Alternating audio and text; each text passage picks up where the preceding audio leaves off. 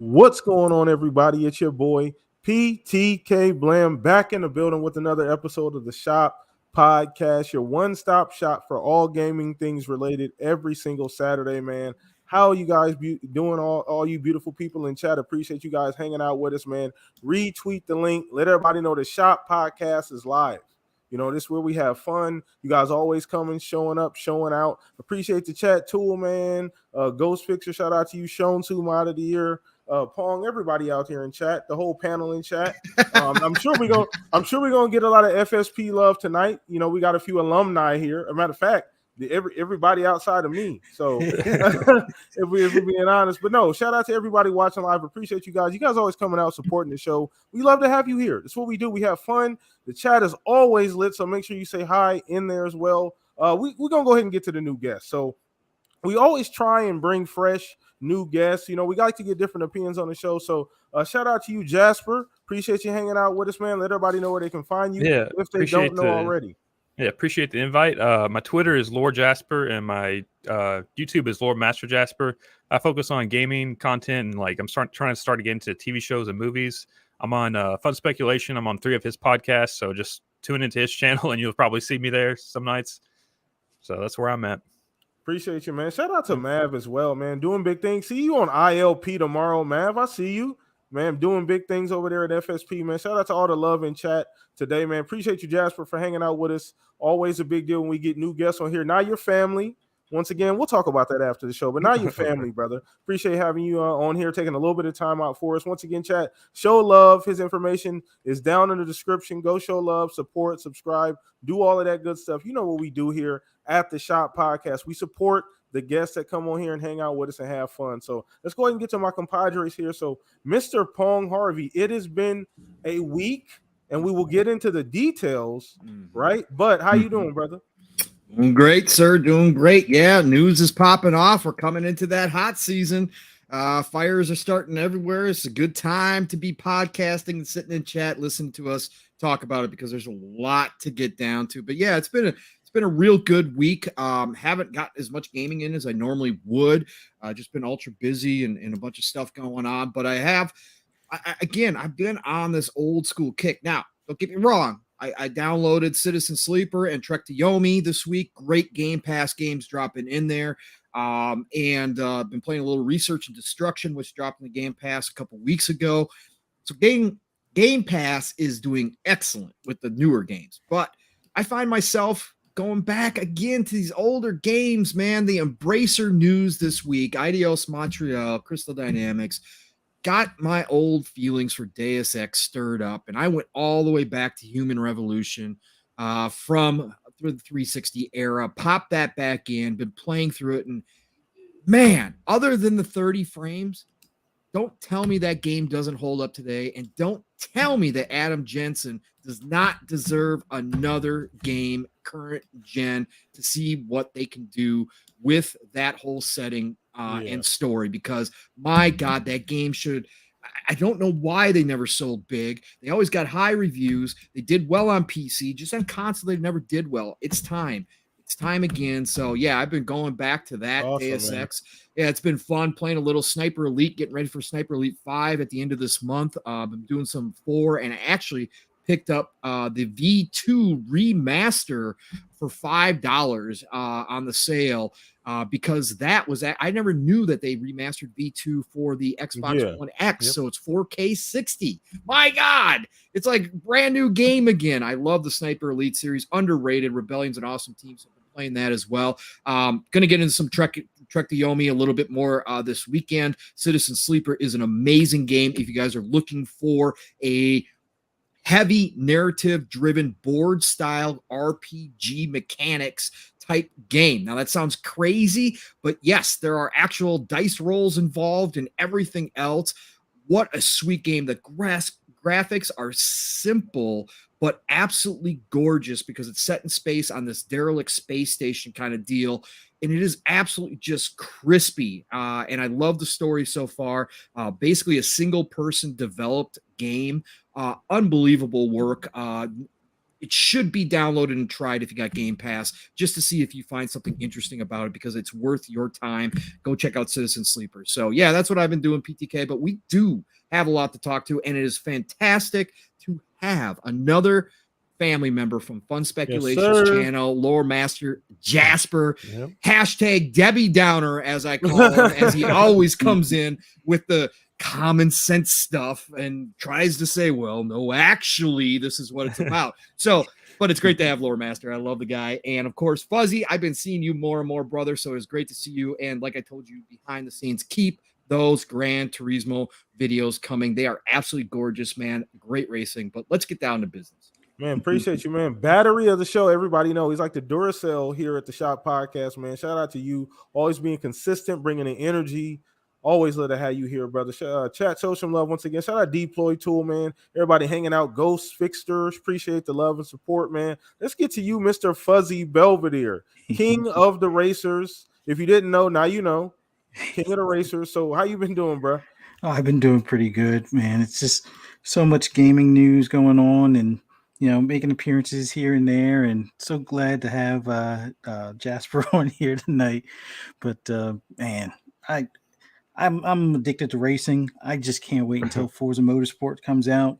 Kind of getting my fix right now with GT7, but really, really, really looking forward to see what they say about Forza and what they'll do as far as the upgrades on the Series X and things like that. And hopefully, I'm hoping it's full next gen, but if not, I know it'll still look simply amazing. I want more than 24 cars, just a little larger field to kind of pick through. But other than that, so much good stuff to get to as far as topics today. I'm not going to take any more time. Let's go. Man, let's dive in once again, chat. Appreciate the support. Hit the like button, subscribe if you have not already. Hit the notification button. Make sure you guys are aware when we go live every single Saturday, man. But appreciate you guys. We're live on Twitter as well if you want to watch there. Appreciate everybody watching there on Twitter. Hello, say hi to us there. All of our information on Twitter from Twitter is in the description, man. But let's go ahead and get started. You guys know what we're doing. Poll of the week. We always start the show every single Monday. I put up the poll of the week. We talk about it here on the Shop Podcast. It's always fun. If you want to be a part of that, subscribe to the channel. Go ahead and follow me down in the description below on Twitter. So poll of the week this week, obviously, we're going to tie this in with one of the topics on the show. So we're talking about that Embracer Group purchasing 50-plus IPs with their acquisition this week of CD, which is Crystal Dynamic, Eidos Montreal, and Square Enix Montreal. What game do you want to see return? They're sitting on a ton of IP, so I really wanted to see what chat has to say this week and the panel has to say this week and our guests about this particular topic. So I gave some options. Tomb Raider, Deus Ex, Legacy of Kain, Sleeping Dogs. Tomb Raider didn't get any votes, but not a lot of people voted, so I wasn't too surprised. But Legacy of Kain, 50%, Deus Ex, 33%, Sleeping Dogs, 17%, which is my personal favorite out of the four that I chose. I thought Sleeping Dogs would run away with it. I thought that was pretty damn obvious. I feel like I gave away the obvious answer, but we'll see how everything goes. Once again, chat, let us know how you guys feel about the poll of the week. We're going to start with you, Jasper. Mr. Conservative, so I hear from Pong, right? So where you at on this, man? Which one would you choose? I would go with Sleeping Dogs. I feel like Tomb Raider, we've had it plenty. We've got them recently, so it's like Sleeping Dogs is the only one that I've really, I guess Deus Ex I've played, but Sleeping Dogs, I'm going to go Sleeping Dogs just because we don't get too many detective, like, fighting games like that, and it was like kind of like gang warfare. I don't know. It was just interesting. It wasn't like GTA, but it was still like, it was like a slimmed down GTA that was like, I don't know how to describe it. I got a confession. I played that more than GTA. I'm not even going to lie.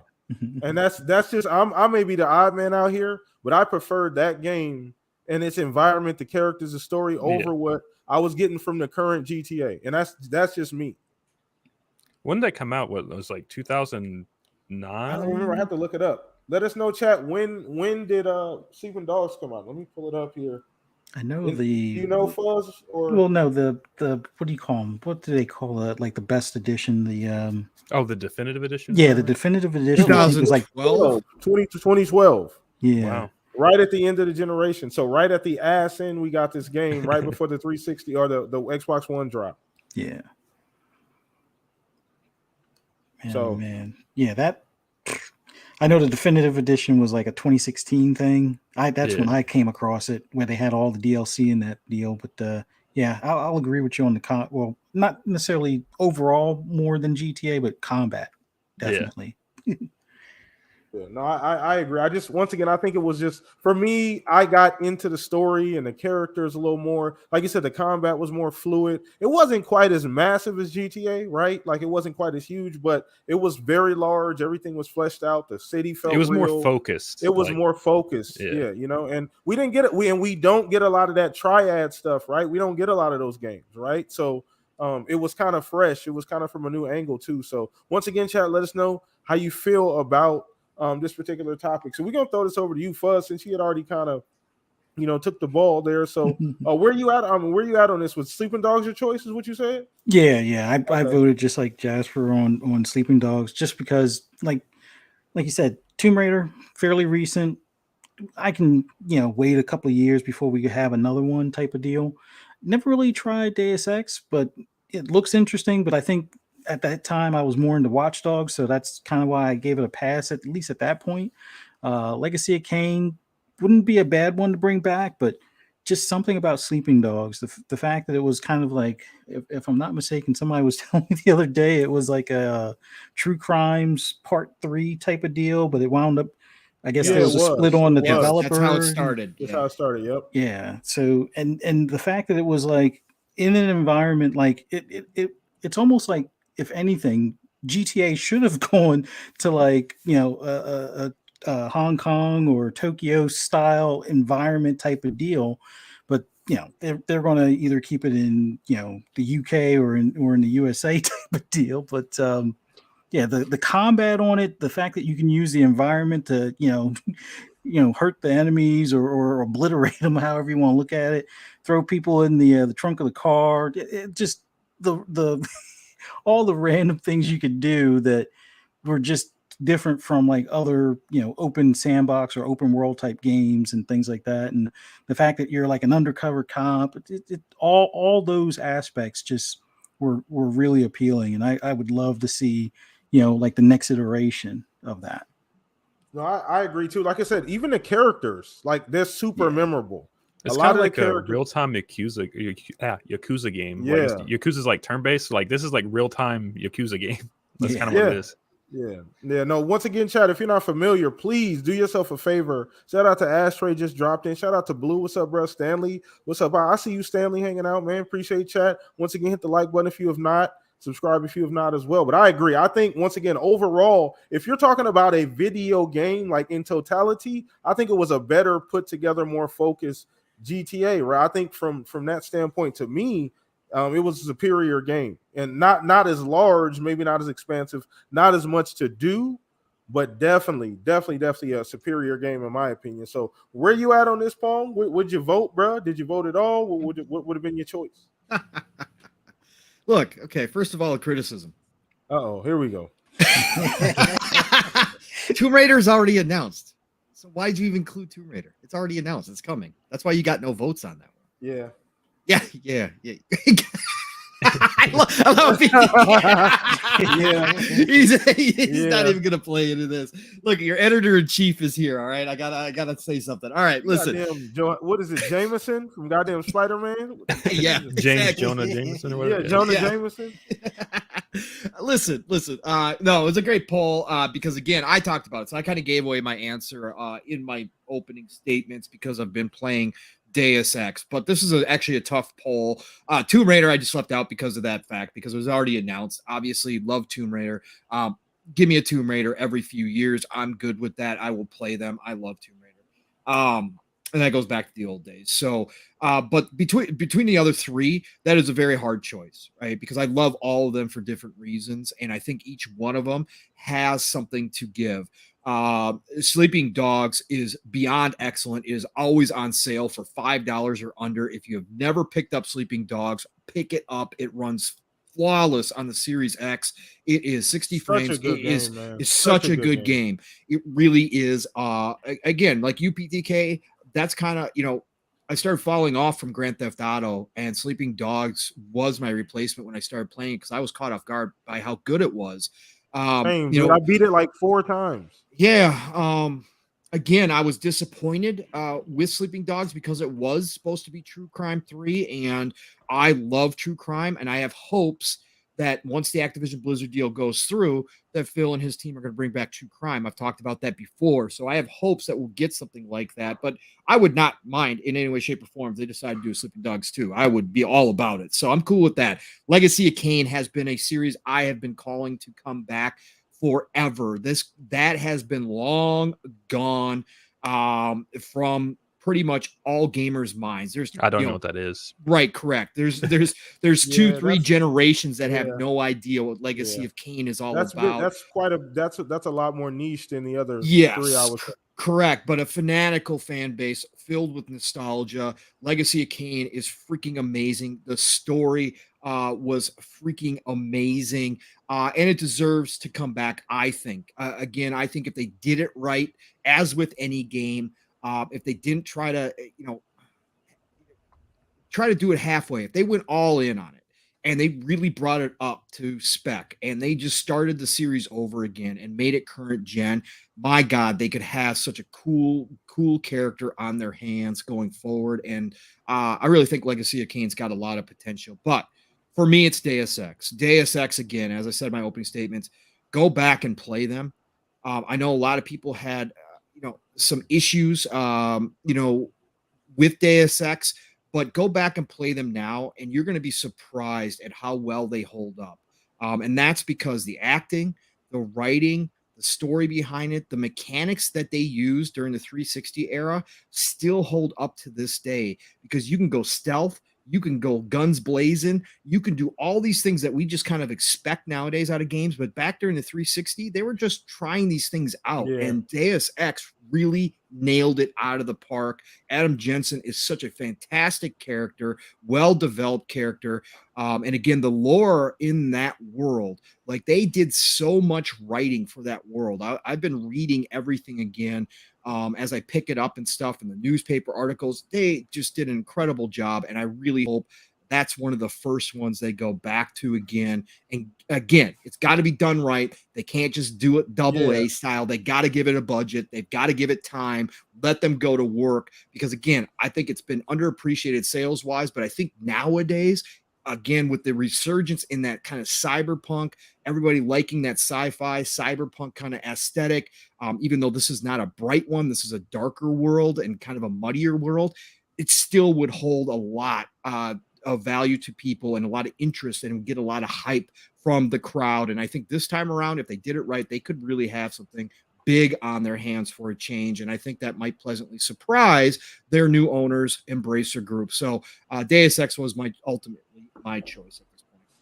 Appreciate it, man. Once again, great breakdown. And shout out to the new member joining the gang, Toolman55. Appreciate you, man. And once again, chat, if you guys do want to support in that way, you can. Appreciate you guys just showing up and hanging out with us and just being here. You really don't have to do anything. So appreciate you guys just hanging out with us. But thank you, man. Pong, once again, great breakdown. And I do agree, and that's a great segue into our first actual topic, chat. So we're going to be talking a little bit about this Embracer Group, this mega acquisition. I think it was a goddamn steal. I don't know how they're negotiating these deals. They need to get whatever lawyer they got.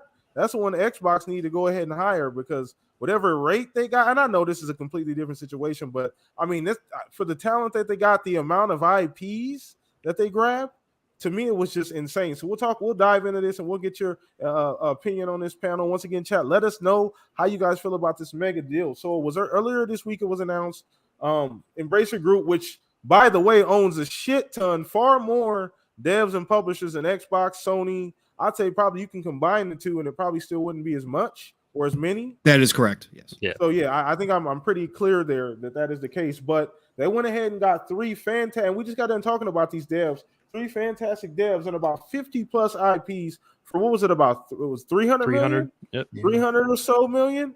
So I mean, it's a hell of a deal, hell of a steal. We'll start with you on this one, Jasper. One, just your first initial reaction when you saw it. Second, just once you realize, okay, what this haul, what the haul actually was, kind of where'd you go from there? Well, starting off, the way they stole that is whoever's been doing Square Enix's numbers for reporting and forecasting has just been lowballing for like ever. So they need to like get a new guy there. Like I've been saying that they said that Outriders and Guardian sales were down. So whoever's doing their numbers there, they just need to get rid of him. So that's how they got the steal because he just lowballs. But I'm excited because the studios they sold off are the studios that I like from Square because I don't play Final Fantasy or Kingdom Hearts or any of that. So I don't care about Square anymore. The only thing that I want is Dragon Quest Builders 3. That's the only thing Square has that I still want. So Square's just dead to me now. So I'm happy that Embracer got it because now I get more Tomb Raiders and Deus Ex and the 50 other IPs that they stole from Square Enix. So that's kind of where I'm sitting with it. I'm the same way. And I think a lot of people settled in on this, Jasper, the same way we did, right?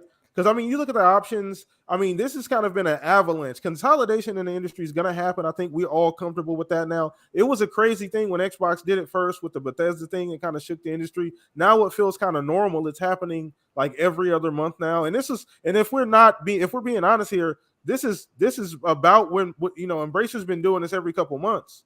They've been buying a dev or two every few months. So, not of this magnitude, but if you look at the King's Ransom that they have a ton of devs that you probably wouldn't even be aware of. So I do agree. I think people have settled in on this as being better than like Tencent or Amazon or somebody on Netflix or somebody like that grabbing them. I even saw people saying some of those big players. So great breakdown, Jasper. I do agree with you on that point.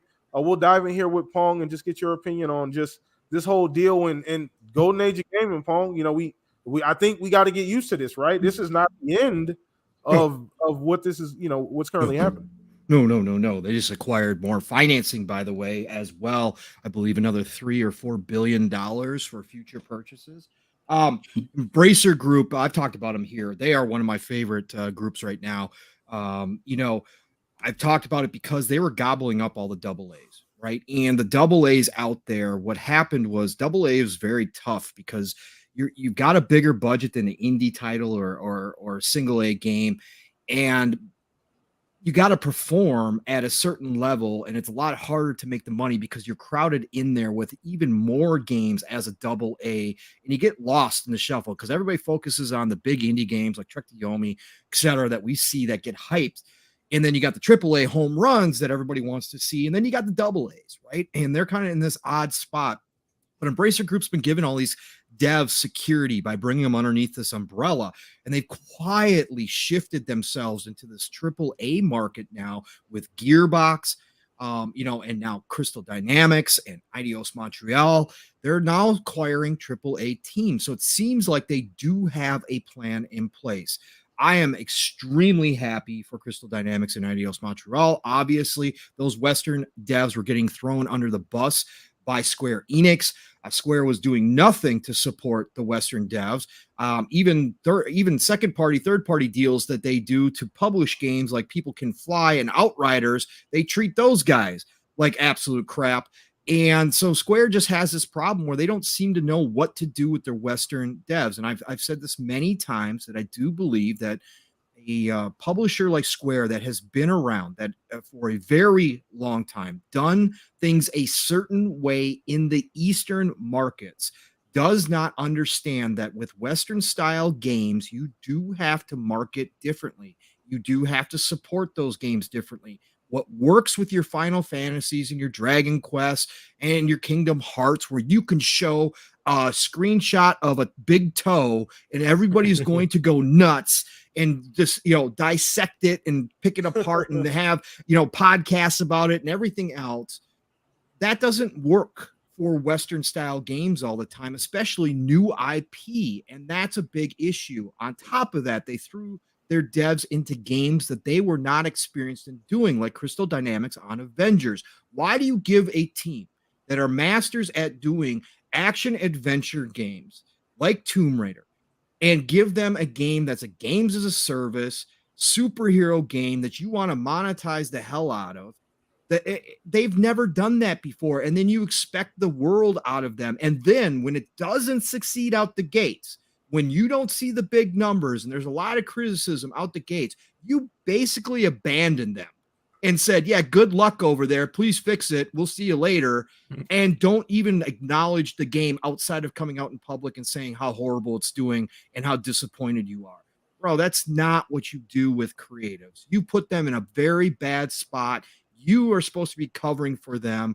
You spent all that money, but you gave it to a team inexperienced. You should be out there telling everybody, hey, hold on. Crystal Dynamics has got a roadmap. They're going to fix this. We got a lot in the works. No, they did none of that. So Square Enix had no interest in continuing going forward with these teams. It was obvious. We all knew it, right? Those of us that are realistic and gaze into the crystal ball and speculation town and kind of take ourselves out of the bubbles, we could see this coming from a mile away. Now, did we know it was going to be Embracer? No, we all thought it was going to be Microsoft Xbox, right? Perfect fit. But we didn't know Activision Blizzard was going to happen. So I think a lot of dominoes fell here, but I couldn't be happier for those teams to go to Embracer because, again, Embracer, we still have a lot of questions on. There's no doubt about it. We don't know enough about how they are going to organize over 120 studios right now, how they're going to organize it, how they're going to handle each one. As of right now, it appears they're taking the Xbox approach and kind of hands off, letting them continue to run things as they have. They've allowed THQ Nordic to continue to publish games like they always did. They're allowing Gearbox to publish games like they've always done. So right now, it appears they're taking that stance, which is fantastic. They're just being the support. They're just saying, hey, what resources do you need? Much like Xbox does to their studios. And that is a great thing for creatives. But with 120 studios, with a lot of money riding on the line, out of sight, out of mind, out of sight, out of mind, what is going to be telling with Embracer Group is when they do have one or two failures come from the studio, because we know it'll happen. They've got 90 plus games. They just talked about 90 plus games coming out within the next 2 years. They have another 120 games in development. That is 210 games currently in development, folks.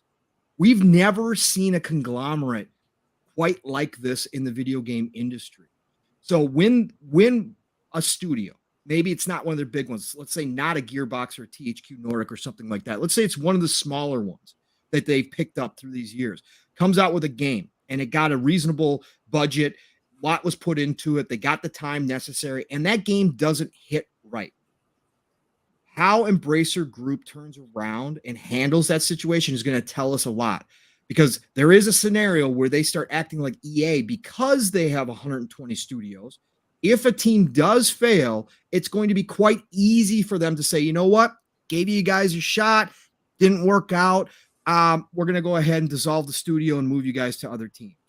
It's going to be very easy for them to do that with as many different teams as they have, to just absorb them and call it a day. So that's going to be telling. Now, if they come out and say, hey, you know what? Still love what the team did. Didn't work out properly. On to the next game. Cool. Awesome. Great. That's fantastic. But at the end of the day, it's still a business.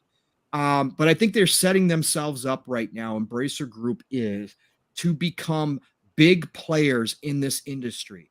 There's a couple different ways you could look at this. And we talked about this on PM. And the PM, with CMBR Lil Ray, who's actually in the investing field and actually does put his money where his mouth is and invests in gaming companies. So he does know numbers. He knows how this stuff works.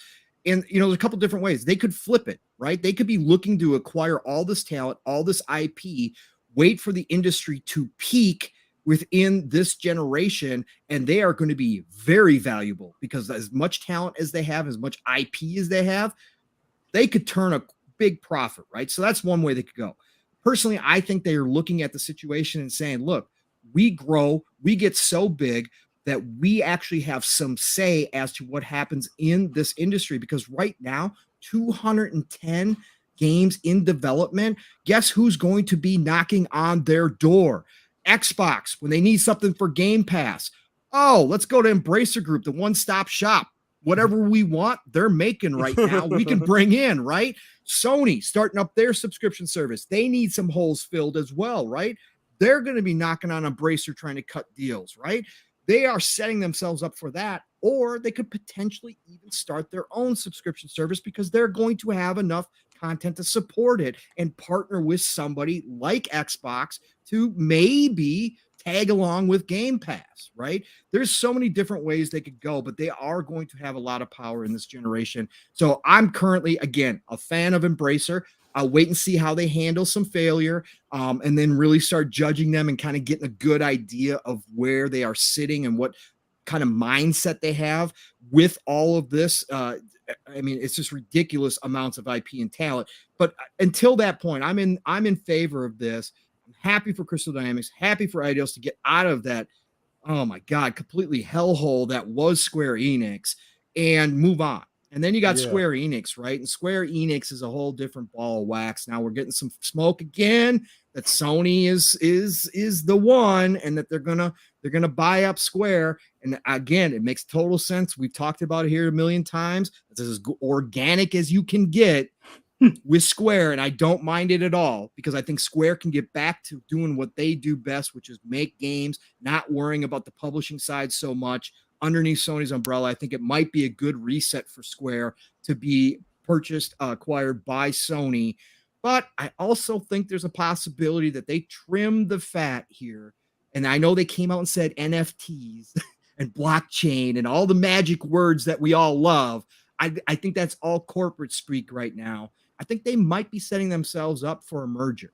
We've seen it in the past, and I don't doubt that those Japanese companies, they don't necessarily acquire each other, but they have merged a lot in the past. And I've been putting this out there that Square merging with, let's say, a Capcom would be a powerhouse publishing firm over in the East. And they, again, just like I talked about Embracer, would have a lot of control in this industry.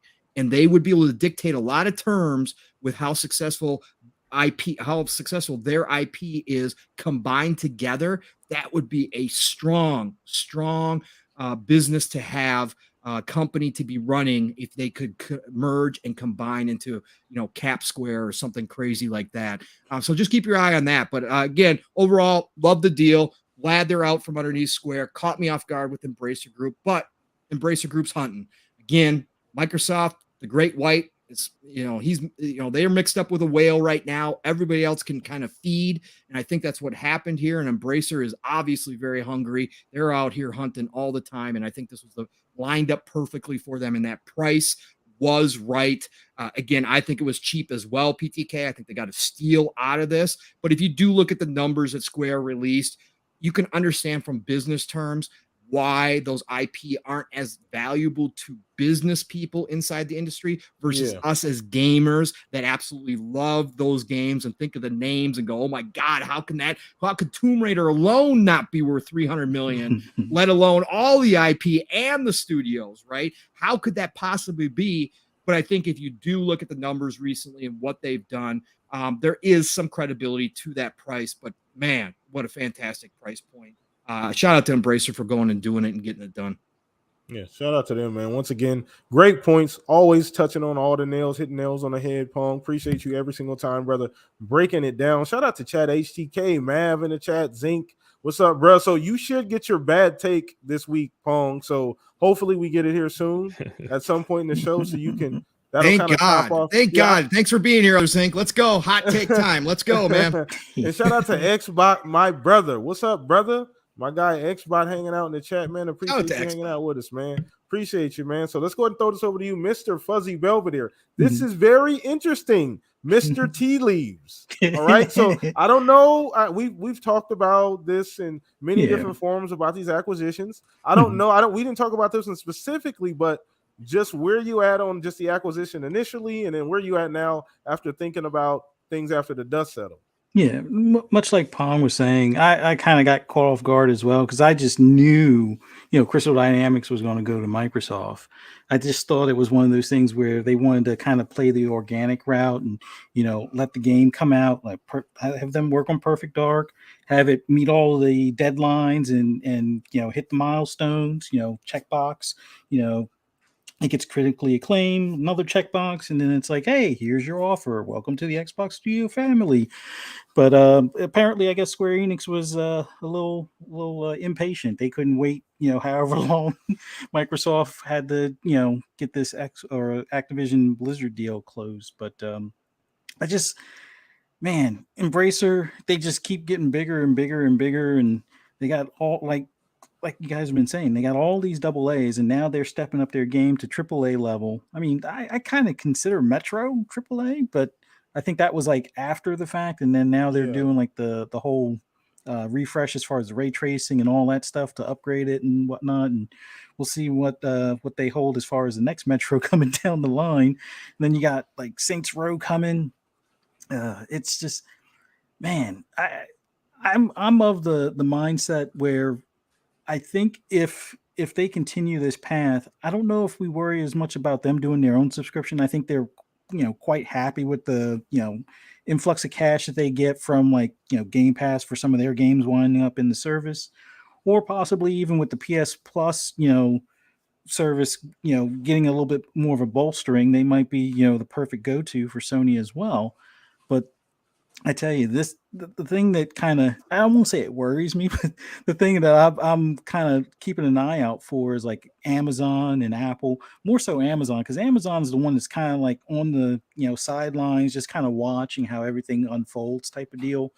And much like what like Google kind of left the scene when they saw how much money Microsoft spent on ZeniMax, but Amazon, they didn't flinch, they didn't budge, didn't move or anything. And if you look at how much Embracer Group is worth, I think their net market cap is something along the lines like 7 or 8 billion. Amazon can write a check for 10 to 15 billion. Yeah, that's nothing. Yeah.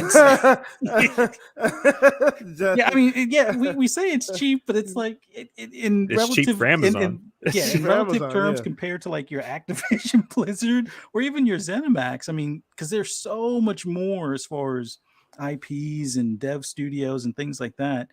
Now, we could debate all time of the day as far as the quality level of all of that IP, but still, Amazon could quickly be a major player in this space with just writing, what appears to be wouldn't be that large of a check to have a pretty good catalog of games. So they are, fresh out of the gate with, so much, in their service type of deal. But I don't know.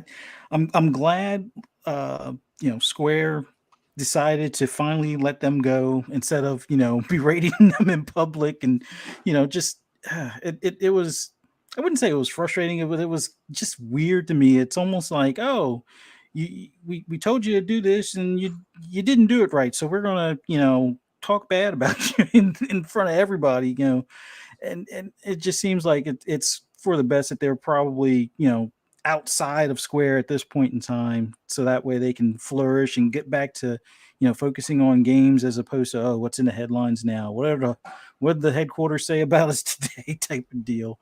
But Embracer, definitely keep an eye on those guys. No tea leaves just yet, but I definitely think whether it be somebody like a Netflix or Apple or Amazon, mainly Amazon of all of them, I just think that would be the next or the next progressive step where they really dip their whole foot in it as opposed to just dipping their toes in it with Luna type of deal. But good deal, great pricing. I mean, yeah, operating costs may be high, but it's still that's like not quite the level of Insomniac, but along the lines of Insomniac pricing type of deal. Yeah. So it's just awesome to see. My only fear with it is that they own so many IPs. Like, are they going to like start like for Tomb Raider, for example? Like maybe they say Tomb Raider isn't valuable, so they just stop making those since they own like 500 IPs. Like, are we going to lose some of these franchises because they just own too many that we just won't get them? That's the fight of attrition, right? Yeah. That's the issue that I think that Fuzz brought up, and that was a great point, Fuzz, because that's the other side of the pillow, right? That's the other issue, is that, okay, how are you going to manage all these IPs, all these studios, now that you have this new energy? There's this huge cash infusion. The fans want all these different games because now the possibility is like an actual thing. So, like, how are they going to be able to balance that? So I think that is a fantastic ass question, because I do not know how this is all going to work. They apparently have a roadmap from what it sounds like, And I'm sure, I think you mentioned that, Pong, I believe. You mentioned something about 90 games. Yeah, they've got roadmaps, and they came out and also said that as far as Crystal Dynamics goes and Eidos Montreal go, they are expecting that deal to pay itself off over a 2-year period. And so they've obviously got some plans. Obviously, Tomb Raider is going forward. They are letting Crystal Dynamics continue their contract with the Initiative to work on Perfect Dark. So, and they also talked about the fact that they see this paying off in possibly future deals with partners, and it hinted at an Xbox, a Sony as well down the road. So I think that's why people kind of cooled off when they heard that quote, or some of us that caught that quote started saying, look, if Perfect Dark hits, I think there's still a possibility that Perfect Dark 2, that they cut another deal to have Crystal Dynamics work on it as well to keep that continuity, because a lot of people are scared of that. Hey, all of a sudden Perfect Dark blows up, and now a big part of the team that made it, Crystal Dynamics, helped make it, is not going to be there because now they're underneath Embracer. But it sounds like that Embracer is going to be open to licensing out not only some of their IP, but also maybe their teams and partnering with other major players in the industry to make games. So, no, that's a great point. That's a great point. So I do think Xbox is in a very good position with Game Pass and, some of the things that they do and the way they handle their IP. So I do think that's a great fit. Shout out to HTK360, brought up a great point in chat as well. So that was a great topic once again. We're just warming things up, chat. You know what we do here? Hit the like button. Show some support. Thank you. Appreciate you guys hanging out with us. Subscribe if you have not already. And we are moving on to the next topic. Now, I'm not really trying to put any bad energy in the air on this thing. I'm just posing a question to the chat. So I want to kind of absolve myself from any blame once I ask this particular question. But, we live on the edge here at the Shop Podcast as well. So I'll blame whatever repercussion on Pong later. So, but anyway, I do want to. Of course, you will. Absolutely, I have to. Absolutely. So, absolutely. So, the question kind of is, we've been kind of going back and forth about this acquisition with Xbox and Activision. Seems to be all these things popping up every single time, like all these random things. Now, a lot of them are just full of hot air. A lot of them end up being nothing, like lower than class action, type suit type level. So, we're not going to get into the details of that. But I kind of want to pose a question of, would you be okay with Xbox if they walked away at some point from this particular deal? Now, I want to start with you on this one, Jasper. I don't even know if you've ever even thought about this, right? Like, we want to keep the positive energy out there. We're not, we're not trying to manifest anything here. But Jasper, I do kind of want to ask you this, question. Where are you at on that? Well, as a gamer, I'm going to say no, keep going with the deal, because I play a lot of Activision games, like Call and Blizzard games. So, like, for me, being a primary Xbox gamer and Xbox buying one of my like main studios and publishers that I play their games, it's like a win-win for me.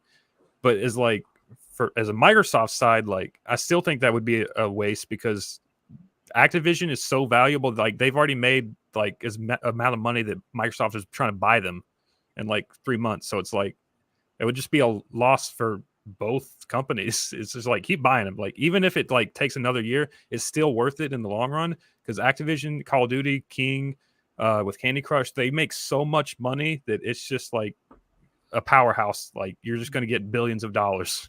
And that's the thing, right? Like, that's the thing. You're buying the machines, and people are going to say, oh, well, that's just like, that's superficial, right? Like, but it's business, right? Like, you don't buy shit to not make money. I'm not buying that if it's not going to like add to what I'm already doing, right? That's like 1 + 1 = 2. That, it doesn't make any sense to do anything other than that. But I do want to play devil's advocate here, Jasper. Do want to play devil's advocate. Okay. Some people would say, what else could you do with the $70-some-odd billion? I mean, if you're going to spend another $70 billion and not buy them, I would get like, try to buy like EA and then get a bunch of small people. Like, just buy the entire like small like market, and just like, I guess you would just like overwhelm like all the small people and just get all those, and then you have Activision as the last like big publisher. Okay, so you go right back to the drawing board and say, well, we're going to grab the other large publisher in this market as well. Yeah, so, you could buy like 3 of the other large publishers. So it's like, with that money, I mean, you could do a lot. Now, once again, chat, this is all we're fantasy baseball here, right? So this is kind of how we're doing this thing. So I want to kind of throw this over to you, Fuzz, because I feel like you've done this before. I feel like you've already thought about this. If there's one person who's thought about the other side of this, well, what else could that 70 some odd buy you? Or if they stepped away, ultimately, I don't think it's going to happen. So shout out to Fifth Horseman. He said they're not going to purposely lose $3 billion by walking away. That is absolutely correct. I think they've invested too much energy into this at this point to just say, you know what? We're going to wash our hands of this. Hell no, they're not doing it. Bobby's going to get his golden parachute and ride his bitch ass off on his horse at some point in time. So go ahead, Fuzz. Well, see, I kind of wonder, like, if let's say some unforeseen things pop up that kind of forces their hand, I think it winds up being the end all of Activision to some extent, just because it's going to be a hard recovery as far as the share price. Will there be other suitors out there? Sure, but I don't think they're going to be in the $70 billion range. I think it winds up being like fire sale time.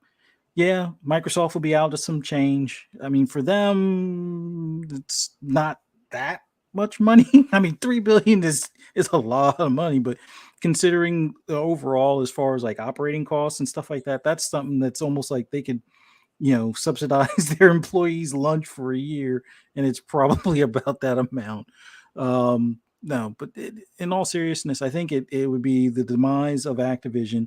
I don't know if it needs to split up or some of the studios pretty much kind of buy contracts out or basically separate themselves from the sinking ship. But I think that would be the case. And then because Microsoft caused it, I don't know how people would feel about them picking up the pieces after the fact. I mean, it would definitely lead to a lot of turmoil, a lot of grudges would be probably held against them I do as think well. When you think about the shape, because I think people when they ask this question, and there's always context, right, for us. So when you think about the state that Activision Blizzard was in when before they were even, before we even consider, before we even thought this was even a thing or even thought it would ever be a thing, like they were in a really, really, really bad spot, like logistically from a just eye test standpoint from the outside looking in. Logistically, the company was being ran into the ground. Financially, things weren't going the way it should have gone, per financial reports and things like that, and all of the just random stuff with HR problems. So I do think sometimes people understate, like, if this went back, do you think you understand how upset people would be like at that company if this didn't happen? Yeah, I just think, like I said, it would dissolve the company essentially, and I don't think we would get a crash as far as gaming, but it would definitely hurt the industry as a whole, just because of the turmoil, just because of the lost value, loss in productivity from those studios. And I mean, the people at the top, they're going to, have their exit strategy and their pockets filled, while the rest of the people will be fighting for positions at other places. Sure, other studios will be able to pop up, and some people will be able to recover with new studios popping up, but there would be a lot of fallout as far as from huge fallout. From something like this happening. And I think in the grand scheme of things, Microsoft could, like I said, come back, pick up some of these individual studios, like, since they would probably be filing for bankruptcy. I mean, they might wind up getting almost everything that they originally were going to get, but for about half the price. But I don't think nobody wants to go take the nuclear option, because that's what it would be at that point. But I think honestly, it would just be a really bad thing for the industry overall. Microsoft isn't about that life these days. That maybe Microsoft of the 90s, sure, because Bill Gates would have been like, oh yeah, I don't 70 billion versus, pick up everything on a fire sale for 40. Yeah, let's do that. But yeah, they're not trying to have that bad PR. They're not trying to, be the hostile takeover aspect or any of that stuff these days. So could they do it? Sure. Would they do it? Only in Bizarro World I could see it happening. Yeah. But if it did, yeah, it would be a huge explosion, or just basically it'd be like an H-bomb in I don't necessarily know if they would go under because like Atari's still around. They just don't make shit anymore. Like, yeah, I mean, I I think, but because of the value, and then you'd have the board and everybody want to leave and cash out what little bit they can cash out of it. The name would probably still exist. It'd be like a claim, or like you said, like Atari. It would be name only and not much else type of thing. yeah. No, that's crazy. And once again, I think people forget like the fallout. I think you got to look at the bigger picture here. You got to think of the employees, the PR behind like backing out of this would be, oh my God, I could imagine. Oh Lord, let me not even. Yeah, I couldn't even think of the PR that would come out of this. Like, why are they backing out? And is this what Xbox is all about? And I thought they were going to help these people and all these employees that were in this bad situation. And they just, all this other crazy nonsense would come out. So I'm dying to hear your opinion, Pong, about this. And just obviously we're not putting that energy out there, but we always want to kind of see things from both sides here. So where you at on this, Pong? Like, are you on the same page as far as the fallout, that risk being too large? Were you drinking when you wrote this, PTK? Hey, listen. I'm sober now, goddammit. Did you get into Fuzzy's? Did you get into Fuzzy's special stock? And absolutely not. Yeah, tip back some and then say, "Hey, this is going to be a great question. Let's look both sides, even though the other side doesn't even exist in any realm." No, look, there's no way. Hell no. Of course not. You don't. Never. Ever. I'm the guy beating the drum, beating the table that they need to go get WB Discovery right now and take the government all the way to the court and let it be decided, because there is nothing stopping them from getting this deal done. There is nothing in the laws that would stop them from making another gigantic purchase while they're making this move. Let the government cry, whine, scream, holler all they want to, but they have to go change the laws first before they can go start holding back capitalism from actually doing capitalistic things. This is not close to a monopoly. This is ridiculous. So no, you don't back down. It's too heavy of an investment. This investment is not just about the Call of Duties. This is not just about the World of Warcrafts. This is for 15, 20 years down the road. This has implications across your entire goals, right? All of your goals that you've set up, that you've lined up. Activision Blizzard has a part in each one of those, in all different ways: mobile, PC, console, technology, IP, cloud. All of it is wrapped up into this deal. That's esports is wrapped up in this deal. Do not forget that Activision Blizzard does actually have a movie studio, an animation studio as well, which we've talked about down the road being something that Microsoft hops back into. Hence why I say go get WB Discovery, all of it, including all of DC, everything, the kit and caboodle.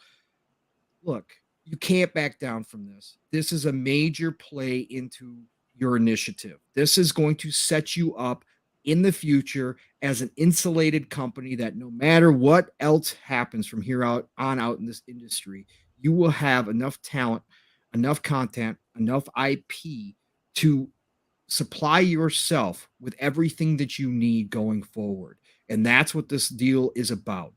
And they want every bit of it. So no, you do not back down. You do not pay, to back out of this deal, $3 billion, whatever the penalty cost is. No, you've committed. You're all in. You go fight this tooth and nail all the way to the top if necessary, but you make this deal happen. Again, this is a big deal. We as gamers lose sight of it. We see the IP, we see the Call of Duties and say, oh, well, they're going to make it multiplayer anyways. Who cares?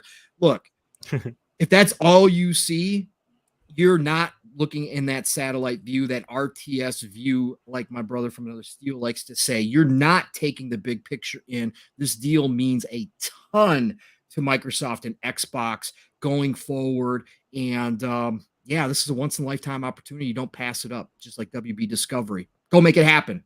Yeah. No, I once again, I 100% agree.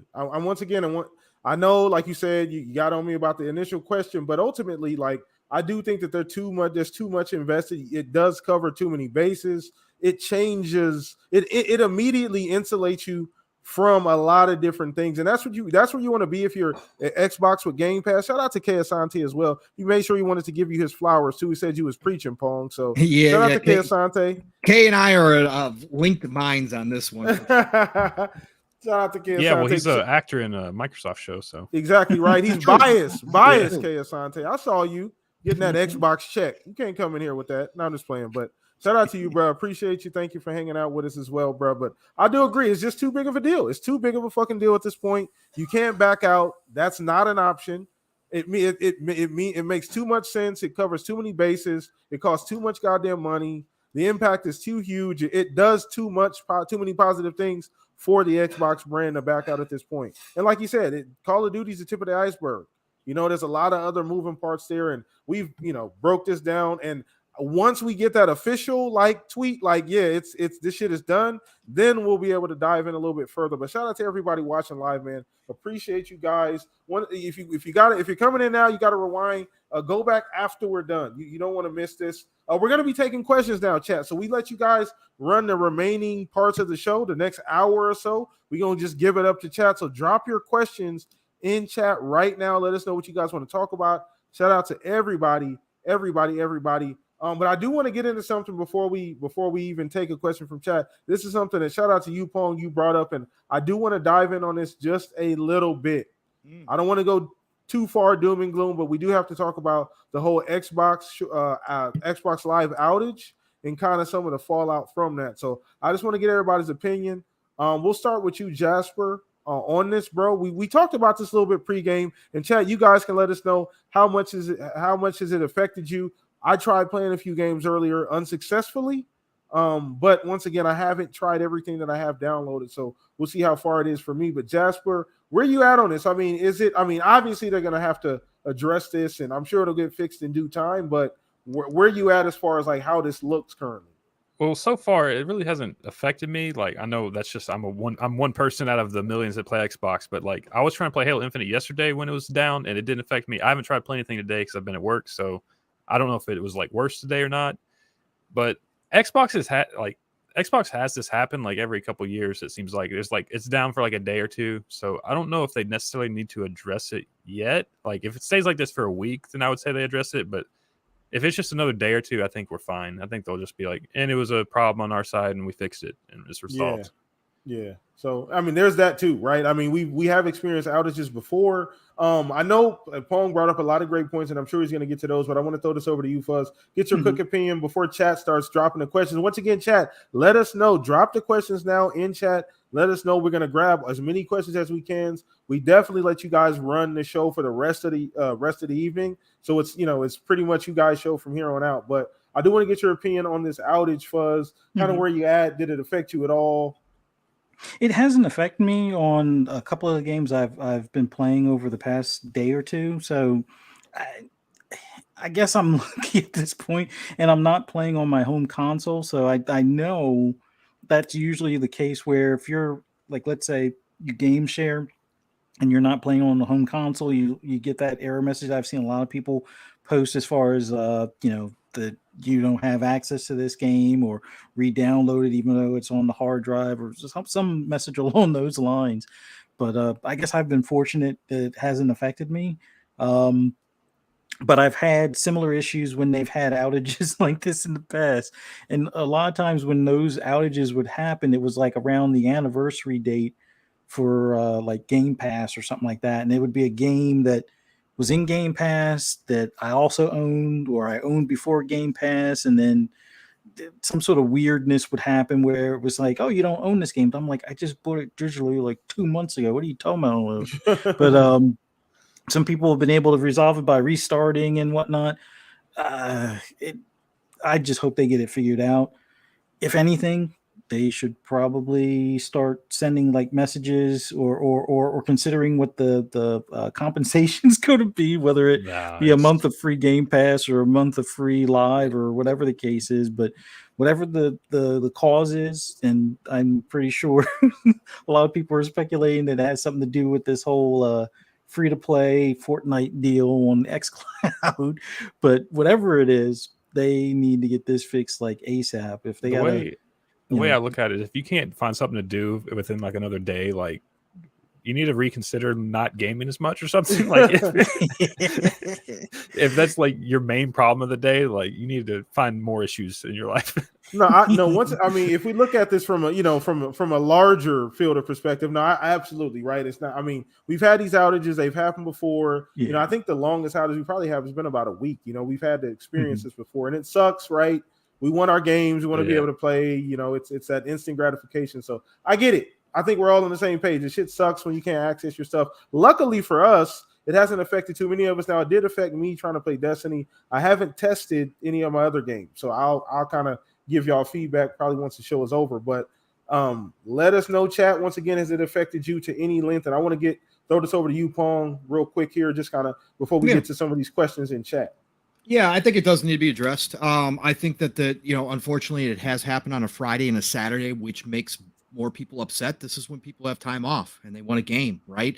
And I agree with Jasper that you should probably have some other hobbies that you can go do in the meantime, and this doesn't happen very often, but because the fact is they came out and said they had it fixed, and then it wound up with even more problems as today has gone on. And again, it's been hit or miss. Some people have had no issues, right? I had minimal issues with it. I was blocked out for a while today, but I had stuff to do. So I had just logged in to check on a couple things, do my dailies, get my NBA, 2K, whatever else, and I couldn't, right? So it was no big deal. I went and did all my other stuff that I needed to get done.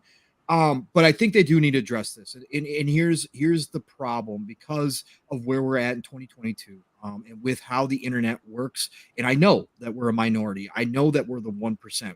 We are the loudest of the loud. But I do think that this stirs up those old DRM fears that we had from the 2013 and the Xbox One generation. This was the thing that everybody called out and said was always going to be the problem. If you don't have an internet connection, can't play our games. That's a problem. We don't actually own these games. Again, I understand the tech behind it. I get the fact of why it's there. I understand that I can't play a game if the internet's down. Again, for me, outages are no big deal. I got plenty of other stuff to go do, and I will do that stuff. But for the average consumer, for those people out there who are looking forward to playing games and they only have certain time frames when they can play games, if the outage is happening and they go pop in a disc that they own and that game isn't going to load up because they can't read the licensing, that's going to piss off a lot of people. And I think it does need to be addressed. I do need to think they need to look at this and figure out what they can do in the future to kind of alleviate some of these issues as far as the DRM goes and that kind of stuff, and see if there's some workarounds or something else they can implement. And I think they should come out and say something as far as giving people something. Fuzzy's right. They probably should maybe look at compensation in some way, shape, or form. It's the right thing to do when you have this major outage. We still don't know how long it's going to last. It's still going on now. I still see people posting having issues. So, yeah, eventually they're going to have to say something. And I think it's the right thing from Xbox's standpoint, from everything they've done up to this point. And I understand and I agree with the people who say this rarely happens. I'm with you. Again, it's not a big deal to me. I'll go do something else, even if it's a weekend. So whatever. But for all the other people out there who are, genuinely upset that they can't play their games right now, I think it is something that does need to be addressed openly, and just continue the momentum. You don't want any kind of trip ups. We saw this with the Xbox Gold price increase, right? They were on a roll and they tripped up, and thankfully they fixed it within less than 24 hours, as we were all talking about it on podcasts and everybody was blowing up about it on the internet. They fixed it. They made it right. Now they have momentum carrying them into the showcase. They're on an absolute roll. You don't want these little trip ups happening without addressing them to, just kind of smooth things over. That's my whole point with it. Got it. Were the only games you had problems in was not Game Pass games? Yeah. That my disc games, my NBA 2K I own. I purchased it digitally, I won it digitally. Okay, I didn't purchase it. I won it digitally. That wouldn't load up. I couldn't get in. Yeah, so I think that's why I haven't had problems, because I've been playing Game Pass games, and it's just like you have like another license through Game Pass, so it's just like we see you, it works, I guess. Well, Destiny 2, well, I guess Destiny, They took that not off, all of Destiny, I yeah, think. that's not in Yeah. Game Pass, yeah. So I guess that makes sense as well. So I'll try something else and report back once again. But I do want to get to the chat questions because we got some good ones piling up in there. Appreciate you guys, chat, supporting us. Hit the like button. Appreciate you guys hanging out with us, man. Bacon, Deploy, Mav is in here. Caitlin, I saw you in here as well. Everybody hanging out with us. Xbox, Blue, Horseman. So shout out to Bacon Life. He posed a question. Do you guys think we get a controller revision at the Xbox Showcase or an Elite announcement? Do you guys think we get haptics or resistance triggers? I don't know. Anybody want to? This is free for all. No, you're not getting any hardware announcements at the show. It's going to be straight games. That's all it is. It's nothing else. No acquisitions, just games. Nope. Gamescom. Yep, Gamescom maybe, but I still don't think XO maybe. I still don't think they do it. I still don't think they're ready to go down that road unless they've decided internally they're going to only implement those features on the Elite Series controllers to try them out. But that is still such a gigantic purchase for people that I know there's a good amount of people who own Elite controllers, and I get that. Mm-hmm. But to implement those features and then ask devs to do the work to have those features available just for people who purchase your Elite controllers, I don't know how many devs are going to be on board outside of your first party, right? And so I don't know that that's a great strategy. And I don't, again, unless they're going to do that, there's no reason for an Elite Series 3 because the only feature that they can really add to it is the share button, right? Outside of doing haptics, outside of doing triggers or whatever make the case it be. better. And make it better, right? That's what that was my other. I've talked about this before too, Jasper. I agree with you. If they all of a sudden have a new if they've come up with new design and they've found a new way to manufacture them that are going to have less problems, then yes, that would be another reason to introduce the Elite Series 3. I just don't think at this moment in time it's with everything else they got going on that it's worth it. Yeah, I don't think the revisions. I don't think people are pressing for the revisions on the controllers. I think the Xbox controller is about as good as it's going to get, and I think I think we've come to a point to where it's going to be very, very minor things that need to be tweaked. Now, like you said, the big question with the add-ons, if they did haptics and things like that, would be the adoption of the devs to actually use that right. actual that actual feature. Yeah. So and once again, like you said, they did put it out. Well, they did put out like surveys shortly after the PS5 was released, asking people what they thought, and I'm pretty sure they would have sent things to devs there. Some of them may have already been working on like some of the haptics for the PS5, so it might carry over as far as some of the sensitivity stuff. I would say the devs are probably they've already probably had about 2 years in as far as working on it. So I wouldn't worry as much about the devs.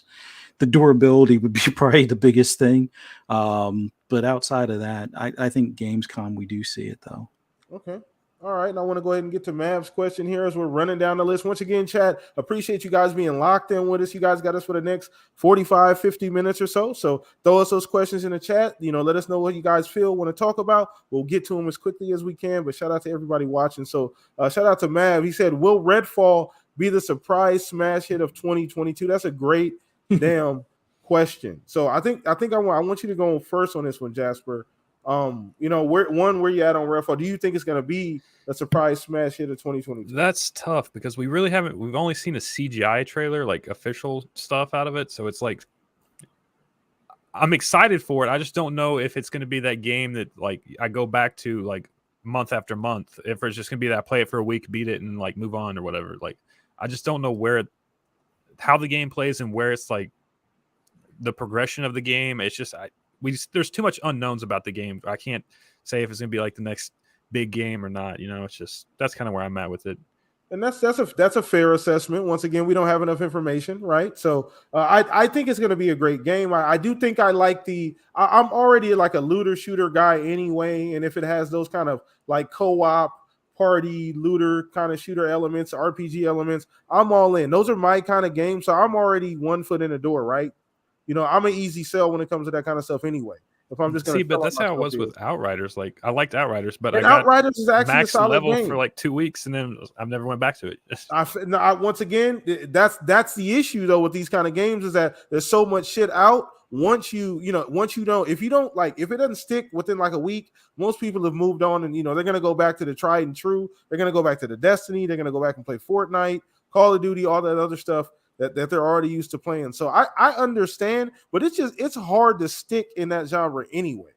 That's why very few games do, but I'm willing to give, Outriders is actually a solid game now. If you go back to it now, it's actually pretty solid. But once again, that train, the gamers train of thought is very, very short. So, we've already moved on at this point, but I get what you're saying. Yeah, the end game has to be on point within the first couple of days, not it has 2 weeks later, not 2 months later, the day it's released, because you're going to have some hardcore that are going to be like max level within 2 days. So end game has to be ready. So that kind of, I don't know if you want to answer the Redfall question about just, I think it'll be a nice, I hate using the word filler, but I think it'll be a nice alternative to like for Xbox fans that are either solely on Destiny or solely on Division. I think it'll be a good in between, or a good stopgap until the next season for those games. So I think it'll be a nice alternative. I'm also of the mindset that maybe we get it shadow dropped. That kind of ties into the not hearing anything about it, not hearing that it's delayed, not hearing when it's coming out. But then again, it is a ZeniMax studio.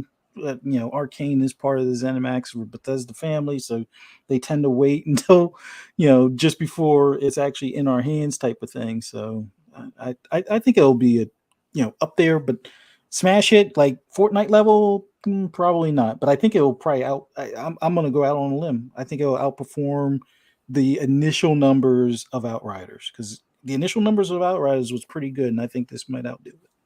Okay. All right. I mean, that's a fair bar, right? Like, I think, chat, you guys would agree with that, like, compare it to Outriders. So we'll see. Once again, it's hard to say, though. If we're being truthful, I like Jasper's take as well. And I know, Fuzz, you just said, very, very similar take as well. It's hard to really make a hard, like line or hard judgment on where it's at. We don't know much about it, but, I'm just looking from what we are, some of the information that we've gotten so far about what type of game it is.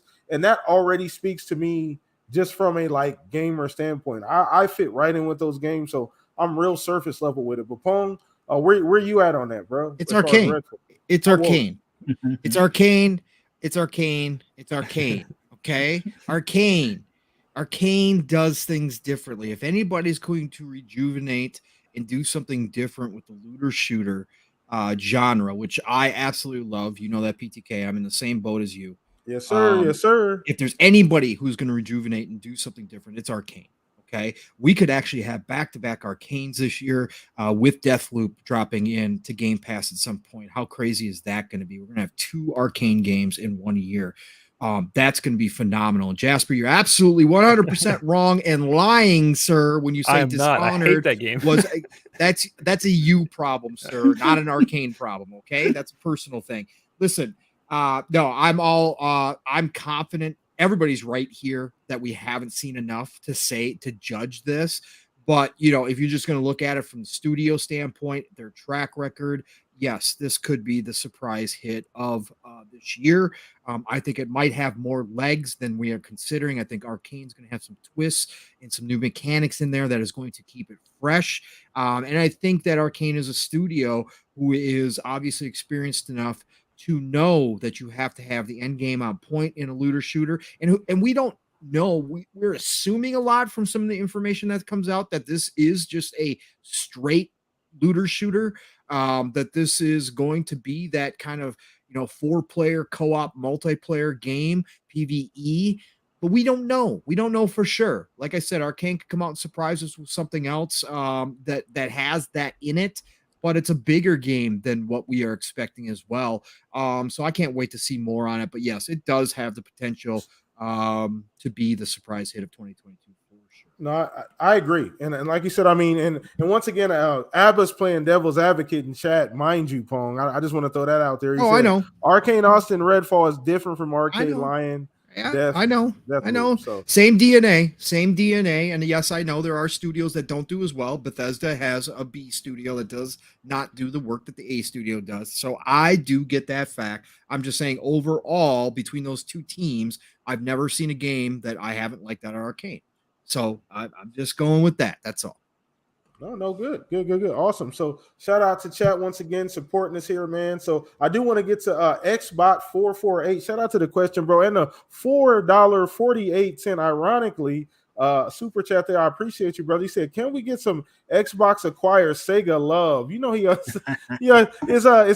a plant for Everborn. I was just gonna say, did Everborn show up on the panel? I'm not aware. No, you're exactly right. Everborn's sneaking in here under Xbox tag for sure. Hey, no, Xbox, I'm in your boat and Everborn's boat. I absolutely would love to see Sega be acquired by Xbox. There's just bigger fish right now. The Sega fish can be left alone for the time being until they get done. Sega could be the last one on the plate as they're finishing up eating, and I think that might be the way it works out too. So no, I'm all for Sega. I'm actually for Sega getting some financing and saying they're going to announce the Dreamcast 2, because as I said on Twitter, that's when I joined the console warring, and I will have my own show where we bash Xbox, Sony, and Nintendo because Dreamcast is the only machine out there. That thing better be on a dark web. I'm trying to tell you.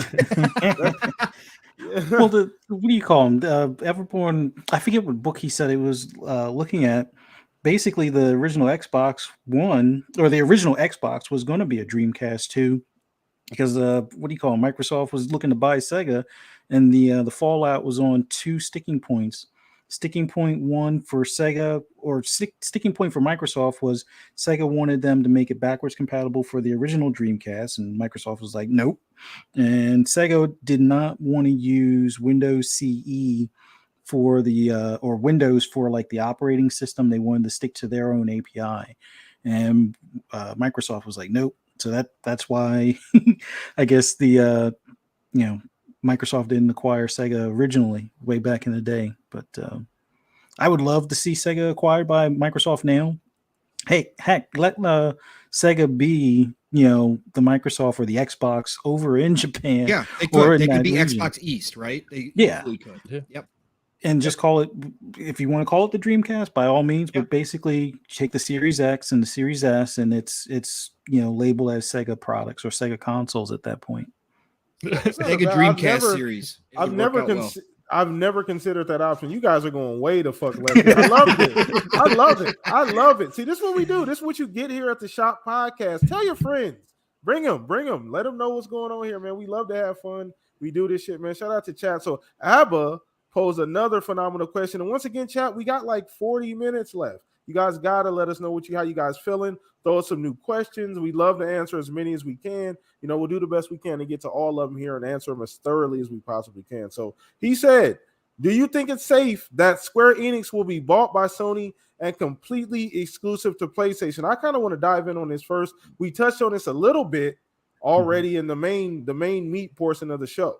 So I don't say it's a done deal. I do think they're trimming the fat for a reason. I do think it's mighty convenient that they're shedding all this dead weight. I do think that's interesting. I do think it makes sense because they've already, look at Final Fantasy, everything. They've already built up that relationship. They've already made it very clear to Xbox that we're not getting a whole lot over here. So and PC's not even getting that much either. So I think it makes sense for both. It makes sense for Sony. They get the Final Fantasy. They get some IPs with a lot of juice behind them, that sell very well on their system as well. It just makes sense. So anybody else want to dive in on it? The thing that with Sony is like everyone says Square's going to Sony. Every time there's an acquisition deal, someone's like, this company's going to this company. And every time they say that, it never happens. It's always some surprise company that comes in and buys them. So it's like, I don't know if it's Sony. Like, it would make sense, but it's just never happened. Every time someone leaks like this company's buying them, it just doesn't work that way. Yeah. No, remember Sony might have some troubles with their Bungie deal because they're going to get the FTC looking into it.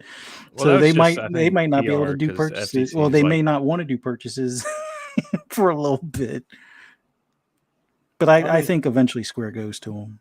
It just seems like they did almost like the way Sega did with the arcade Sammy stuff or Sammy arcade stuff, and ditched it to look more appealing to a potential buyer.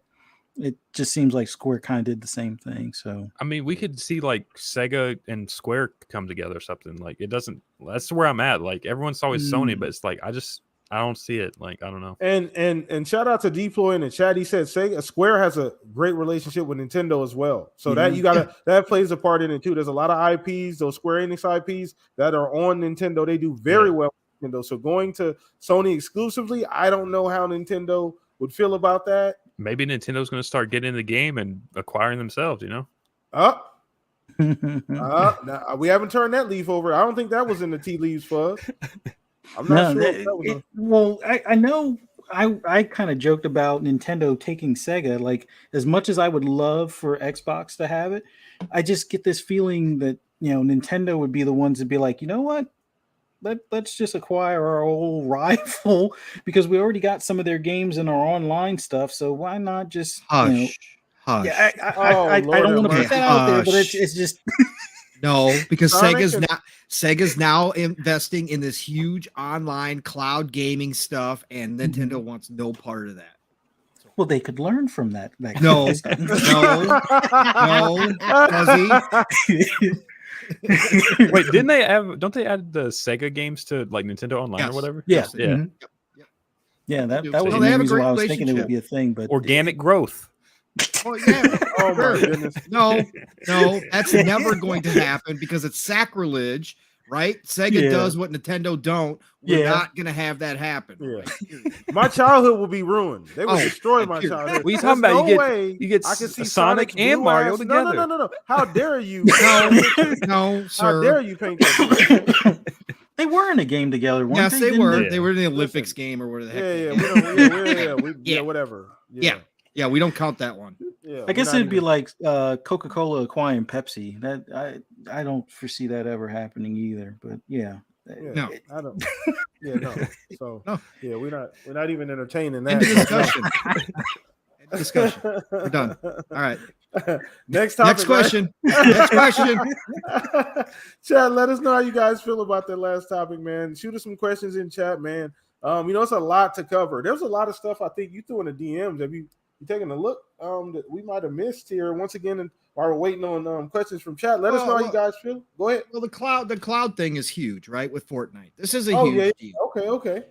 Yeah, this is a huge deal. So, I mean, I'm sure everybody's heard of it by now, right? So, Microsoft partnered with Epic Games, and they've now allowed Fortnite to be played through the cloud on any browser.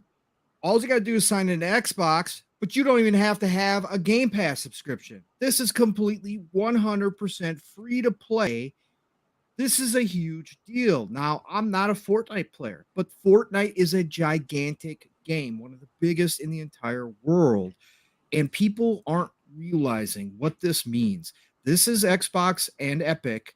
We've heard a lot of talk about all this investment that Sony's made money-wise, monetarily, into Epic. And people have had all these great hot takes about how Sony and Epic are teaming up and Unreal is going to become a Sony exclusive and all this kind of stuff. You want to know who's the real partners right now? That is Microsoft and Epic right now. They are joining together to crack open Apple and Google, and they're cracking open these app stores, and they are making a brilliant chess move right here with this. And I'll tell you quickly why. I won't go on my long rant because I've got about an hour's worth here. But listen, this is the start. This is what Microsoft wants, Epic wants, is that these app stores are no longer closed ecosystems. Xbox has come out, Microsoft, Satya, Phil, all of them have talked about this. They're willing to open up their own ecosystem. They want everybody to come in because it's all going to be hosted on the Azure servers. That's Microsoft's end game here. They want the kingdom, right? They want everybody to come build castles inside their kingdom, right? And they've talked about lowering the percentages they're going to take fee-wise, all of this kind of stuff. Apple's resistant. Google's resistant to all of this. Guess what? They now just took a crowbar to that door with this move, because let me tell you something. if Apple's already under even more scrutiny than Microsoft is with this Activision Blizzard deal. Apple themselves is one, Apple, Meta, all those companies, Google, are under the scrutiny of the government right now. Big tech is under fire right now for a lot of different reasons. If Apple goes ahead and tries to somehow block this circumvent that they've come up with, if Microsoft can sit back and look at the government and go, see, we told you, we're the good guys. We want access for everybody. Wherever whatever device you have, wherever you're playing at, we want you to have access to your content. That's all we're trying to do here. Apple's blocking it. Look at this. Apple's the one coming in here and doing this crap. This is what you got to stop. We know for a fact Microsoft's on the board with the government talking about big tech and how to make these ecosystems more open, more accessible to people. So they're going to use this as an example if Apple tries anything. In the meantime, you've got the potential for billions of people.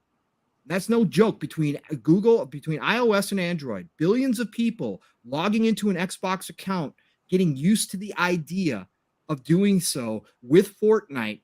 You now have Xbox and Fortnite being mentioned together as kids are around the world are playing Fortnite on their tablet or on their phone. This is a huge step for Microsoft's ultimate goal in everything. This was genius. Jez, shout out to Jez and Rand on Xbox 2. Jez said that he heard a couple years ago that Microsoft had actually planned to do this same technique with Halo Infinite. They were going to do this with Halo Infinite, but they found a willing partner at Epic with even Halo's huge. Don't get me wrong. Fortnite is on another level right now in 2022. So they found a willing partner with even a bigger title to do it with, to really crack open these doors.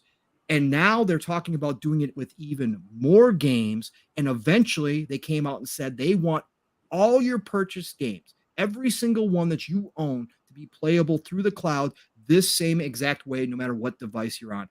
This is a huge step, huge chest move. Absolutely love it.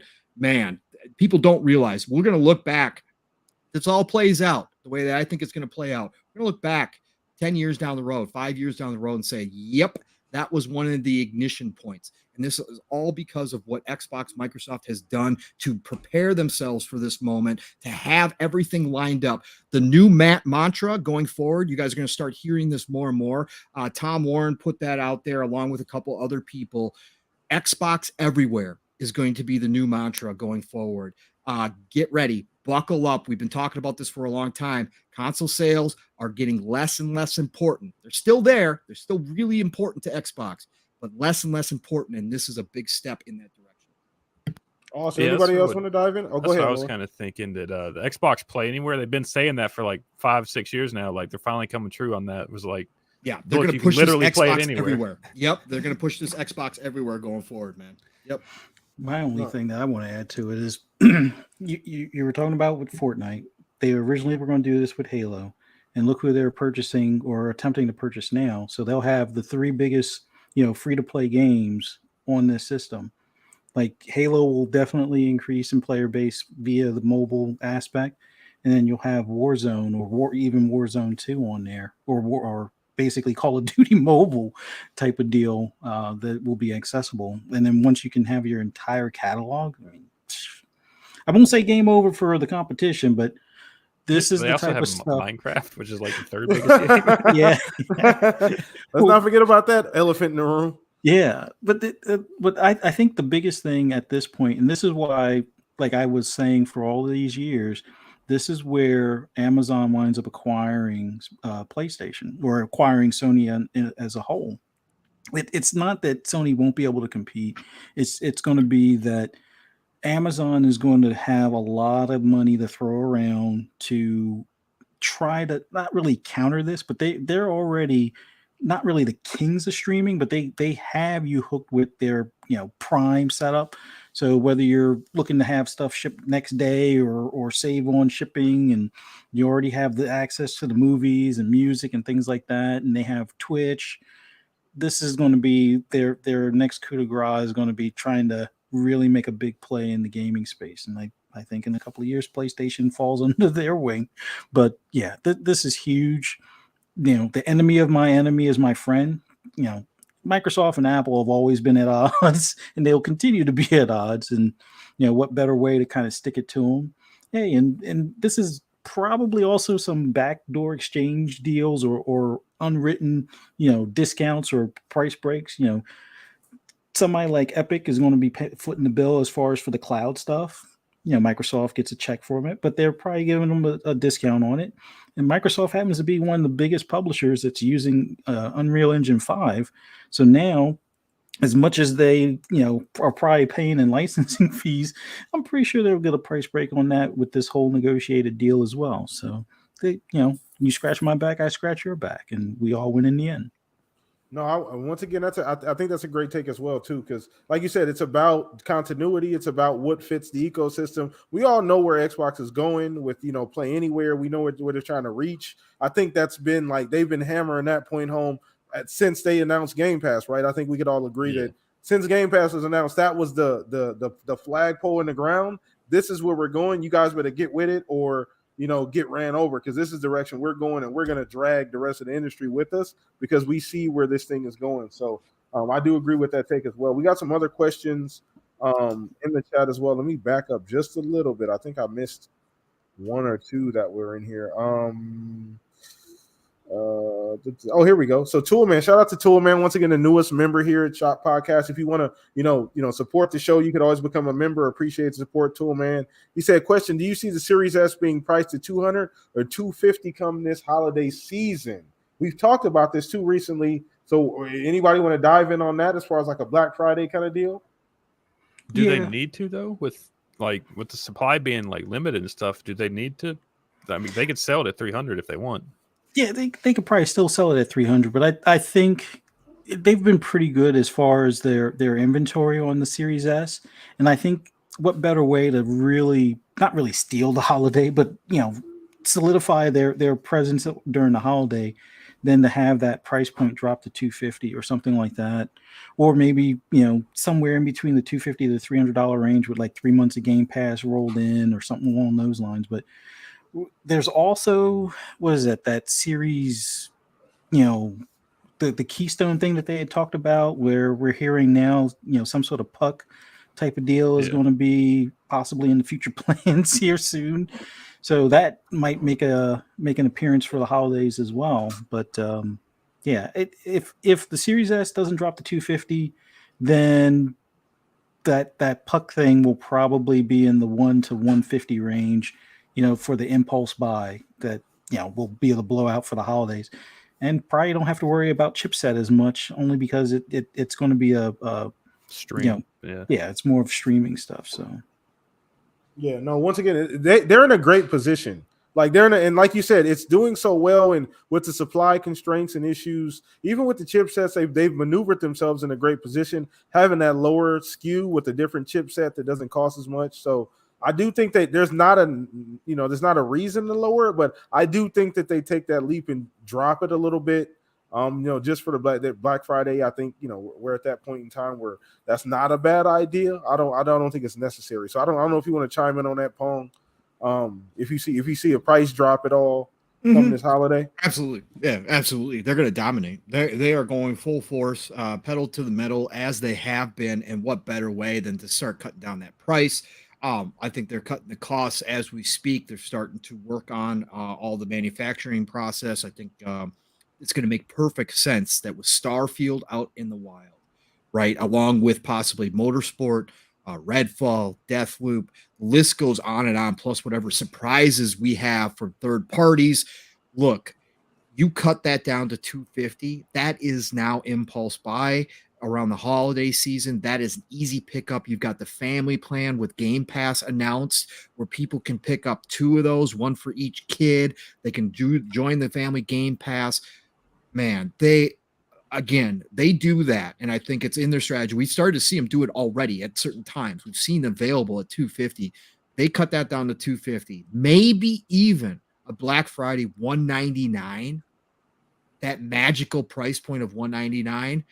You won't be able to keep them in stock, but we already know they fixed some of their supply lines. They seem to have more than the competition does right now. If they revert and go back to what they did last year with the focus on the Series S, where they can get 2 Series S for every Series X console, and they just push that out there and have them in stores at a $199 price point or a $250, maybe include a month of Game Pass, you're not going to be able to keep them in stock. You're just going to expand and, take the lead that they are currently starting to build in the United States even further, and might even start catching, the European sales and all that kind of stuff. And we've seen an increase in Japan. Not that they're ever going to be a power player in Japan, but man, would that move and shift some units big time come holiday. I'll buy a Series S if they make it 350 and give me a Starfield Special Edition this holiday.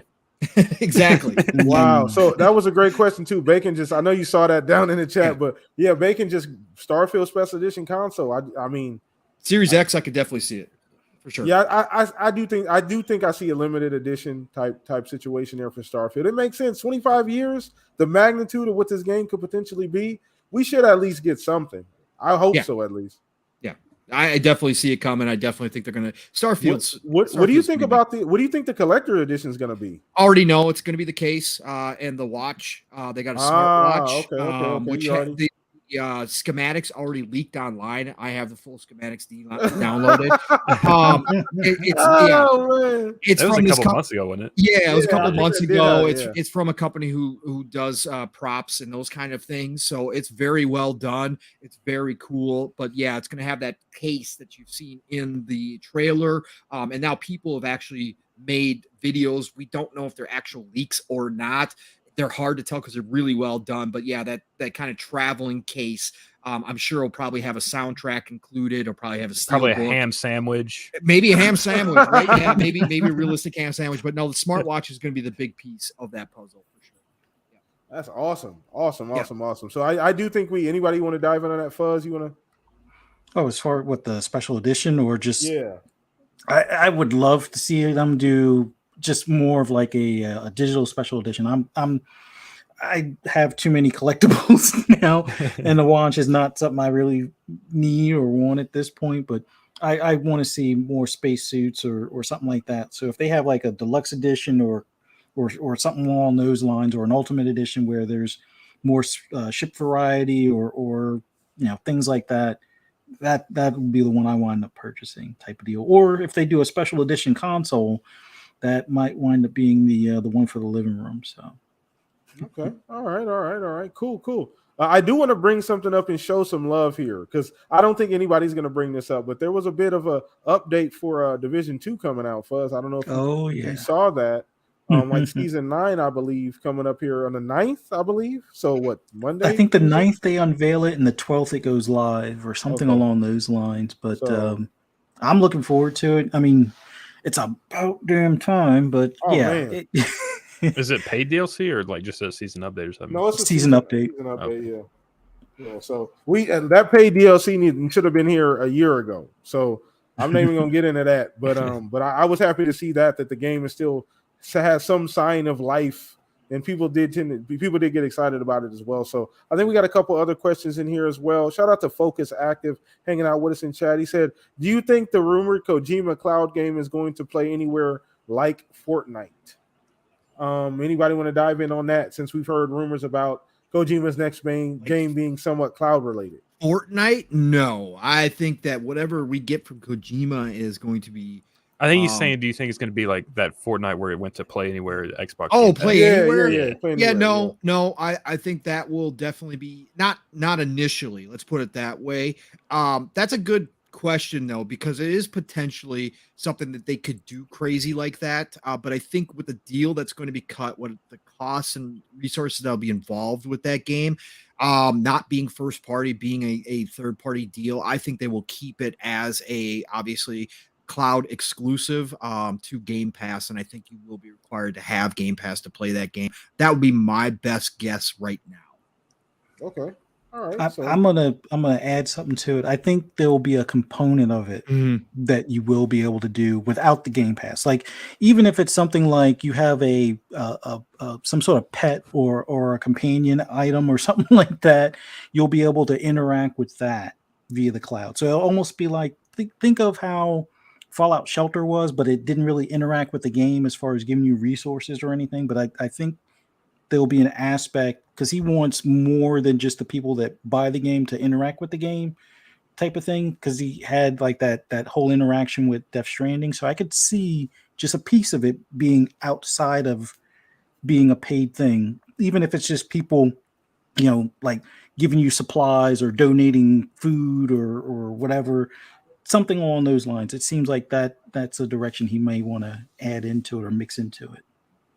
Okay. All right. So let's see what else we got going on here in chat, man. Once again, we go ahead and drop your questions in chat. Let's see what we got going on here. Anything else in here? Anything that I missed? No, but my Saturday is complete because Other Zinc was around for the Kojima question, and he had Lord. he had to throw out Kojima's garbage. So he's made my night with his hot take, which is it's always right on time. Right. It's easy. Like even if we had nothing that he came with a hot take, if I just said Kojima, I could get that out of him. So that made my Saturday night. Thank you, Other Zinc, brother. Appreciate you. Shout out to Other Zinc here every week, man. Super cool dude. Always putting that battery in Pong's back every week. I appreciate that with your consistency, brother. Thank you, man. But shout out to everybody in chat hanging out with us, man. So drop your go ahead, Fuck. Well, I think Bacon Life had another one about the achievements. As far as having like visibility for secret achievements, possibly on like the beta ring for that was just updated for insiders. Yeah, so I hope they do some updates or tweaking or adding some additional things to the achievement system. I mean, I'm not really an achievement, I guess achievement hunter is what they call them, but like if they have something just for like time in game or play time or something like that, like they show the amount of hours, but maybe like how many seasons are complete or something like that, like just some additional aspects. Like the being secret achievements revealed never bothered me because I use True Achievements. It's a website, you track your achievements and stuff. Like I'd actually go for the achievements in games. So like I want something like if you 100% the game, like all achievements, you get like a special in-game like skin or some shit. Like that would be cool. Tie the achievements, like once you get all the achievements, like give you like a special reward instead of just like they used to do that on 360 all the time. Yeah, with the avatar items. Yeah, with the avatars. Avatar items. Yep. Yeah, that's a good point. I think they should bring back avatars. I think they should make them a bigger deal again. I think there's a lot of different ways they could go with it, or maybe like special art if you 100% the game or something. Like something background, like live backgrounds, live backgrounds. Yeah, that would be awesome to have. There's so many different ways. I just think it's on the bottom of their priority list. I think they need to fix the sharing first. I think the DVR needs to be fixed big time first, and then we'll get to achievements. But they should update them. I mean, they created something that a lot of people copied. 10, 15 forever, years dude, forever. Hopefully they get to that. That has to be at the top of the list at this point, man. Has to be. So, yeah, I do think there's an order in which they're going to take care of all of this. I mean, achievements are important, right? Yeah. Like that's super huge. So I think they're going to tackle that. But I do think there's other things, that DVR, namely being one, that needs to be completely overhauled. So now that's another question I want to piggyback on that. And I saw this on Twitter. It was kind of a glancing question and nobody really answered it or anything, but I thought it was interesting. Do you think if we do get like a DVR, some overhaul, do you think we get another UI update? I don't think we really need a UI update. I mean, I agree with a lot of people saying that they want to see more of their background. So maybe downsizing some of the icons and things. But outside of that, I'm comfortable and happy with what we have. Yes, I know it's a lot of carryover stuff. I'm fine with that because I'm familiar with it.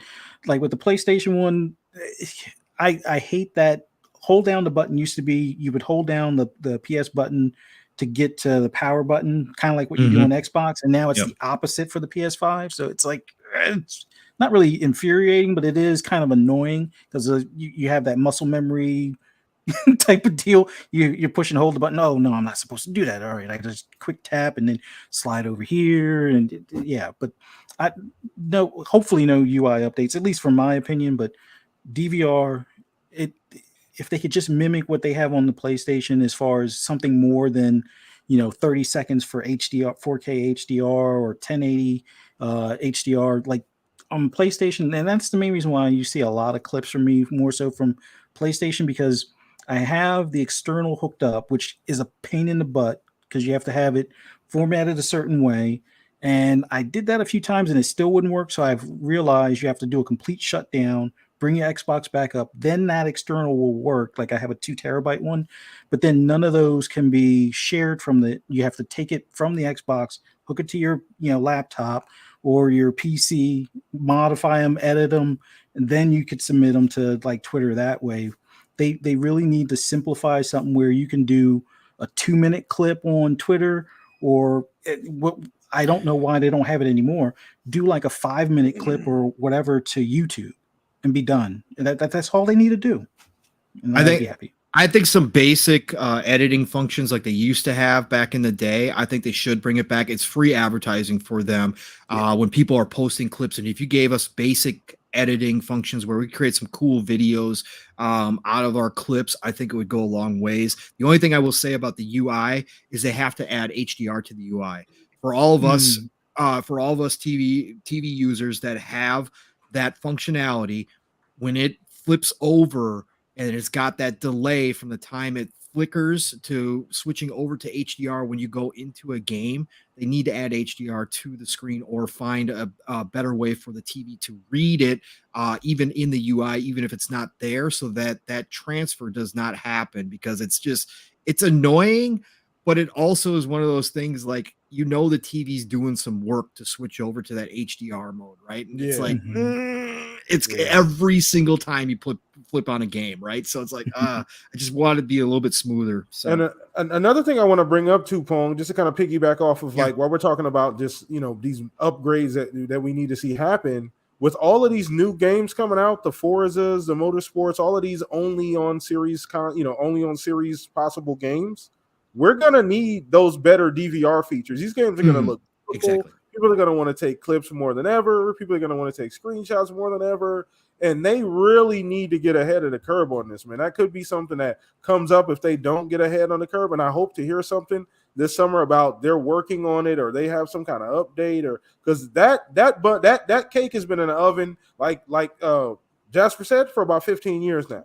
And it's about time that they've taken that out the oven. I understand we got other shit going on. We got to, finish eating this well, this Activision, but like this, you guys got to address that at some point. Either strip it down and make it extremely basic and extremely simple, just really, really functional and fast, or give us some actual features that we want and make it worth using, So, yep, correct. I don't know, but let's go ahead and see if we have any other questions or anybody else got anything. Jasper, Fuzz? For the UI thing, like I would say, like leave the UI alone, because like as someone that bought an Xbox One day one is like went through that entire generation playing only Xbox, the entire generation was them fixing the dashboard. Like if you, they tried a lot. We went through about 4 dashboards. Yeah. It's like every year was a new dashboard, it seemed like, for Xbox One. So like just leave one for a couple years. Like we'll be all right.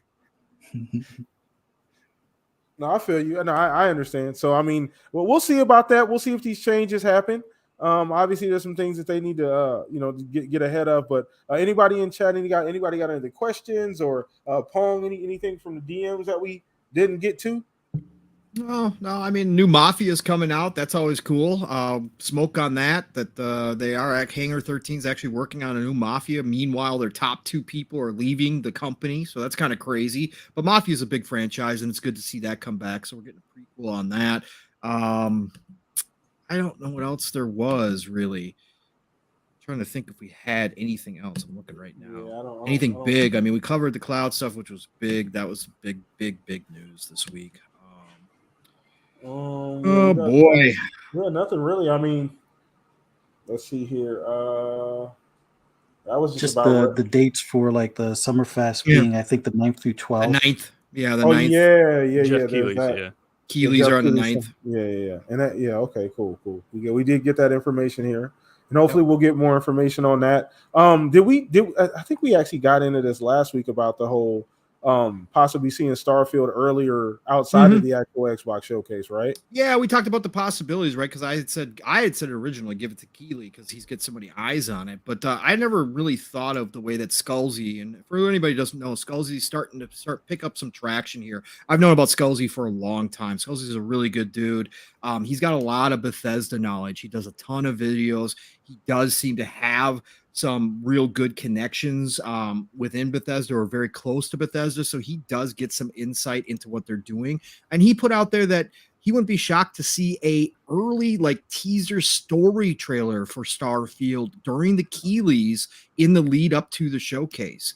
And I thought that was a really interesting thing. That would be one way to really get people excited for Sunday if it were to show well and they were to have a trailer at the Keighleys. I thought that would be a cool idea, actually.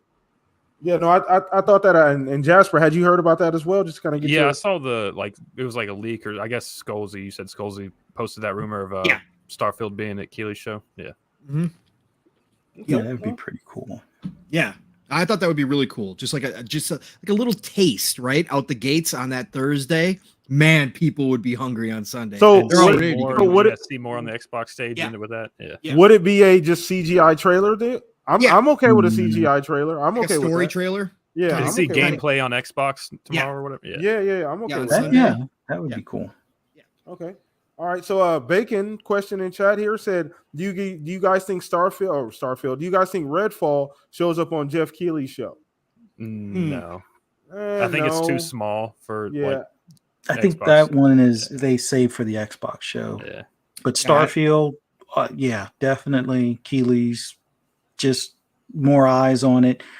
Get those PlayStation fans in their feelings so they go out there and pick up a Series S type of thing. So, It's really interesting because we talked about this too, guys, right?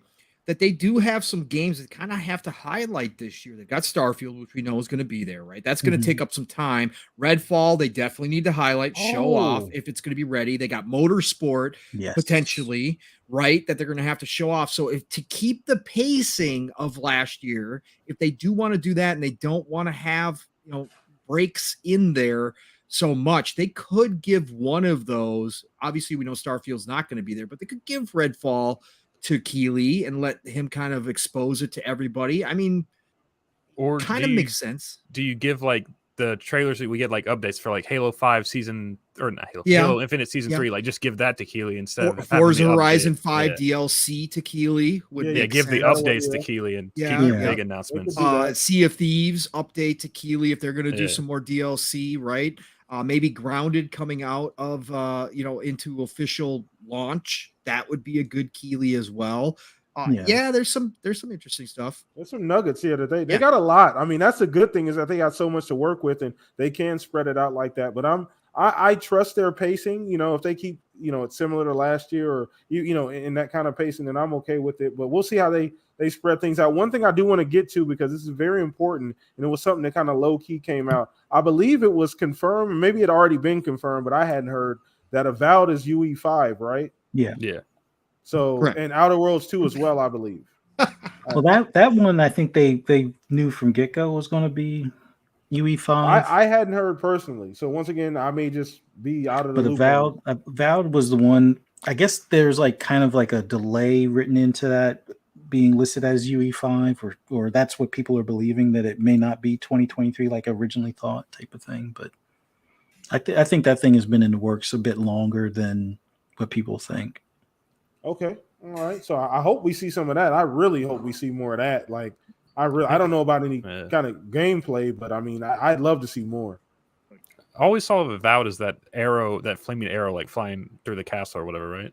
Yeah. Well, and through the skeleton and down into the dark, and then we actually, we had the gameplay where he does the sign with the sign with the sword. Yeah. It looks like a dragon in a cave or something. Yeah. We did get all that. I'm sorry, I was laughing because we got the rare 2-for-1 out of Other Zinc this evening because we brought up his second favorite person in Jeff Keighley. So we got two garbages here tonight with Other Zinc. Love you, brother. Thank you for that. I am really going to bed with a smile on my face. Oh yeah, he's 100% happy about that for sure. So I promise you.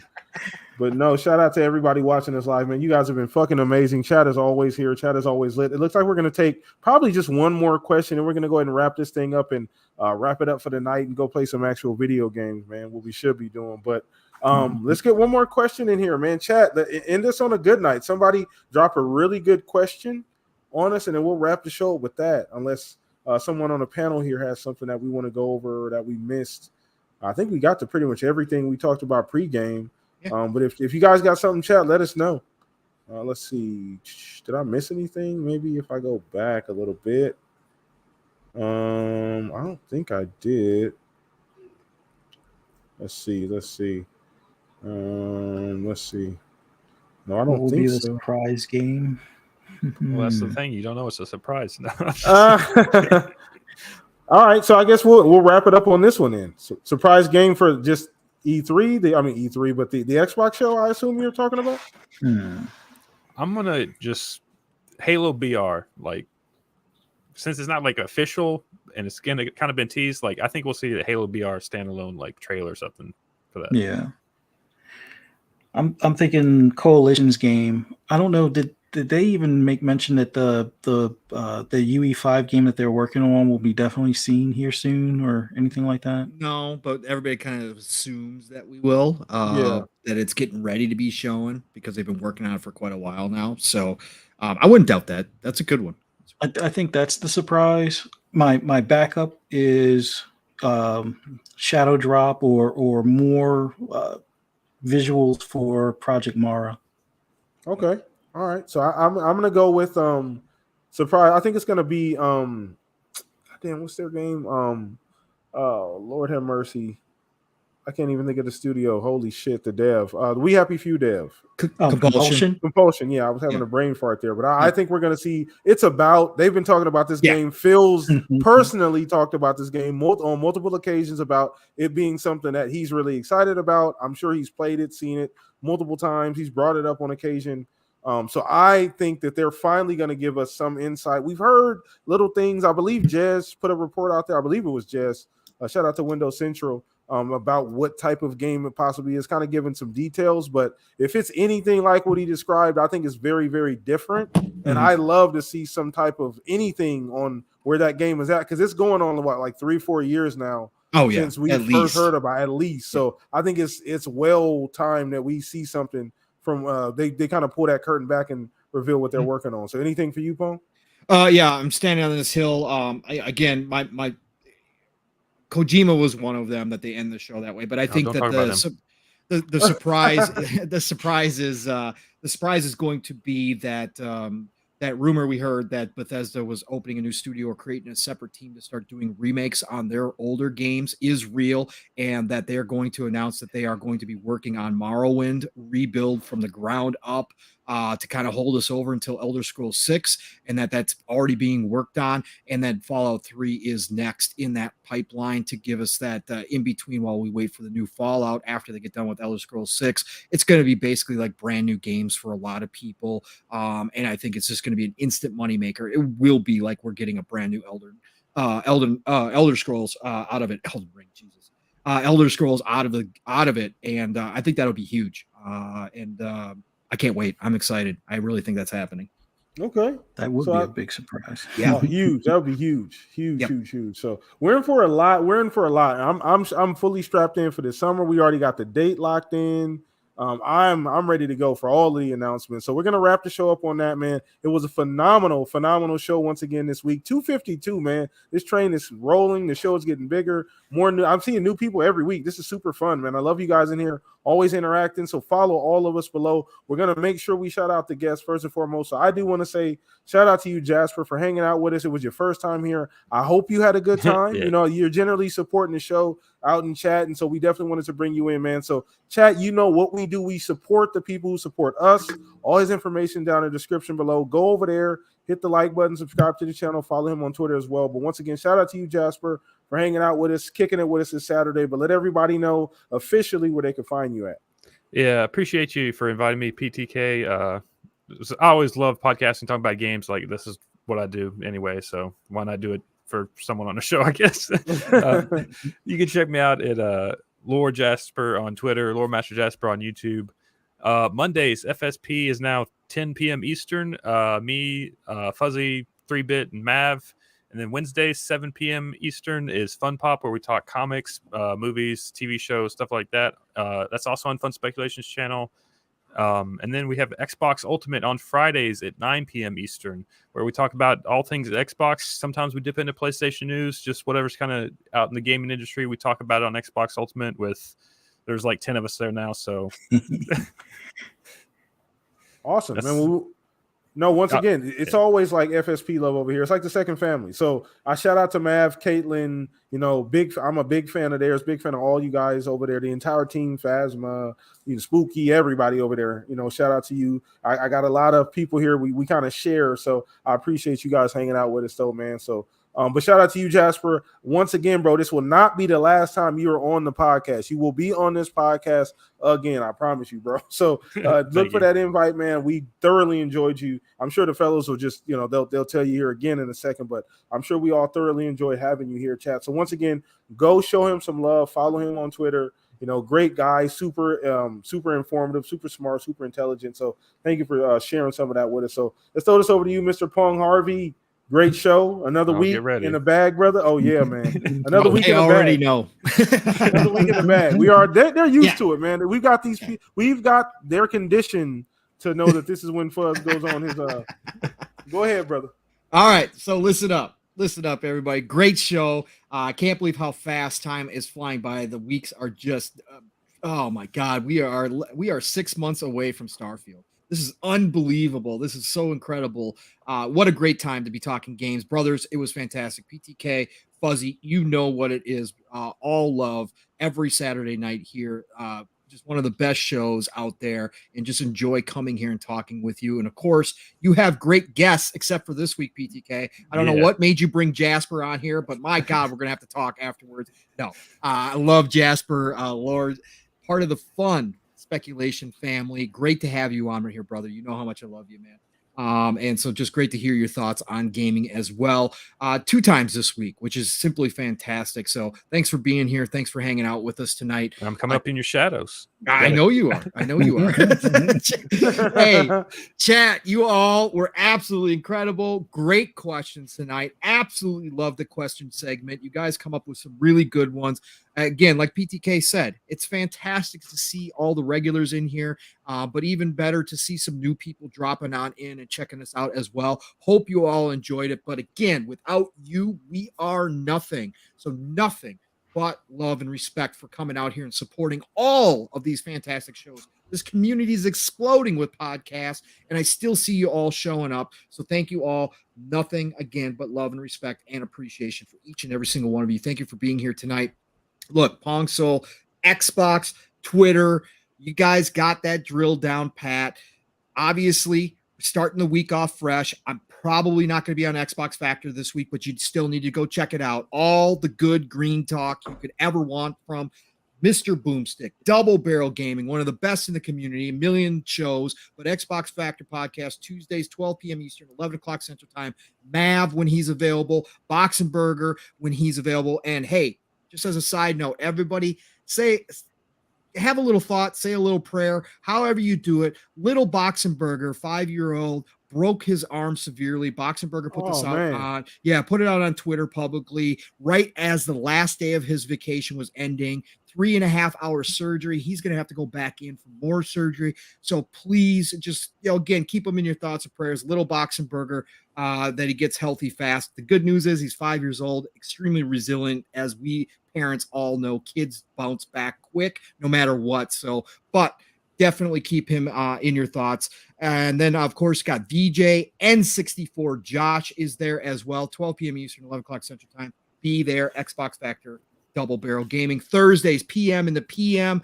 Pong and Mav in the PM. We are doing big things on Thursday night, 7 p.m. Eastern, 6 o'clock Central Time. Go check out our last 2 shows. 2 weeks ago, we had Brother from Another Steel Rain on there with the man with a million, Rand L. Thor, and that caused some waves, like worldwide. We got picked up worldwide because Rand dropped a little nugget in there that every first-party studio from Xbox is actually giving something to Phil for this showcase. Not that it's all going to be showing, but nearly every team has something ready this year. Huge news. And then last week, this just past Thursday, we had little Ray, CMBR Ray on there, and he's in the investing world as a profession. He knows his numbers. He does it personally as well. He's a gamer. We talked numbers. We talked all this acquisition stuff this past Thursday. So go check that out. But we'll be back this week, PM in the PM, every Thursday night, Fun Speculations channel. Friday nights, right back at it. Xbox Ultimate. You guys know how it works there. Mav I shouldn't say always, but usually has some guests show up. 9 p.m. Eastern, 8 o'clock Central. Last night, we had Dirt Griggity from WBG, We Bleed Green, awesome guest. And then Forte just showed up out of the blue, of course. The famous gaming Forte showed up. We had a blast last night. Go check that one out too. 9 p.m. Eastern, 8 o'clock Central Time, every Friday nights. Saturday mornings, living split screen, all one word. My brother from No Steel Rain and I, 3+ hours. Generally go 4. Now, we're at the 4 mark on a regular basis. Come check us out. Even if you don't stay for the entire time, or if you come back, we get your Saturday started right in the morning, 10 a.m. Eastern, 9 o'clock Central Time, living split screen, Mission 1K, tell a friend, bring a friend. We're having a good time over there. Otherwise, I'll be back here next Saturday evening, God willing and life willing. Listen, it's the golden age of gaming, people. You can't tell by now. I don't know what to do, but I'm going to keep telling you it's a golden age. So get out there, enjoy the games that you love, play what you love what you play, enjoy the rest of your weekend, and keep that positive energy hype going. Share out your experiences and mute and block all those energy demons that come attack you. Love you all. Talk to you all real soon. Man, appreciate you, Pong. Thank you so much, bro. So once again, follow Pong on Twitter. That's going to be the easiest way to keep up with what he's got going on, man. He's moving around a lot every week. You got to keep track of him. Follow him on Twitter, man. Appreciate you, Pong. The battery of the Shop Podcast, as I say every week, brother. Thank you so much. And last but not least, Mr. Fuzzy Belvedere, probably still got the controller, steering wheel, and foot on the pedals right now, ready to get back into some GT7. But let us know where they can find you, man.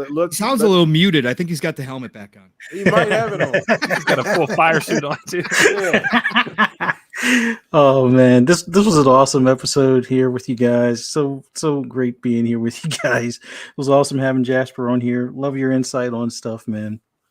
For those that want to just see my racing videos or hear my rambling about racing games in general or anything gaming related, you can follow me on Twitter at @fuzzy_Belvedere. Check out my replays on YouTube at @fuzzy_Belvedere. On Mondays, FSP with Jasper, 3-bit, Mav. I hope I'm not forgetting anybody. Oh my god! And Psychonaut sometimes, for the most part, it's mainly us just talking about all the consoles and things like that. 10 p.m. Eastern time on Monday.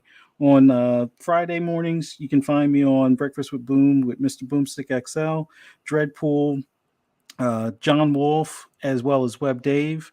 And on occasion, we'll have either Bit Cloud Gaming or we'll have Mr. Bad Pit hop in. But it's always a good time there for getting your morning started on a Friday.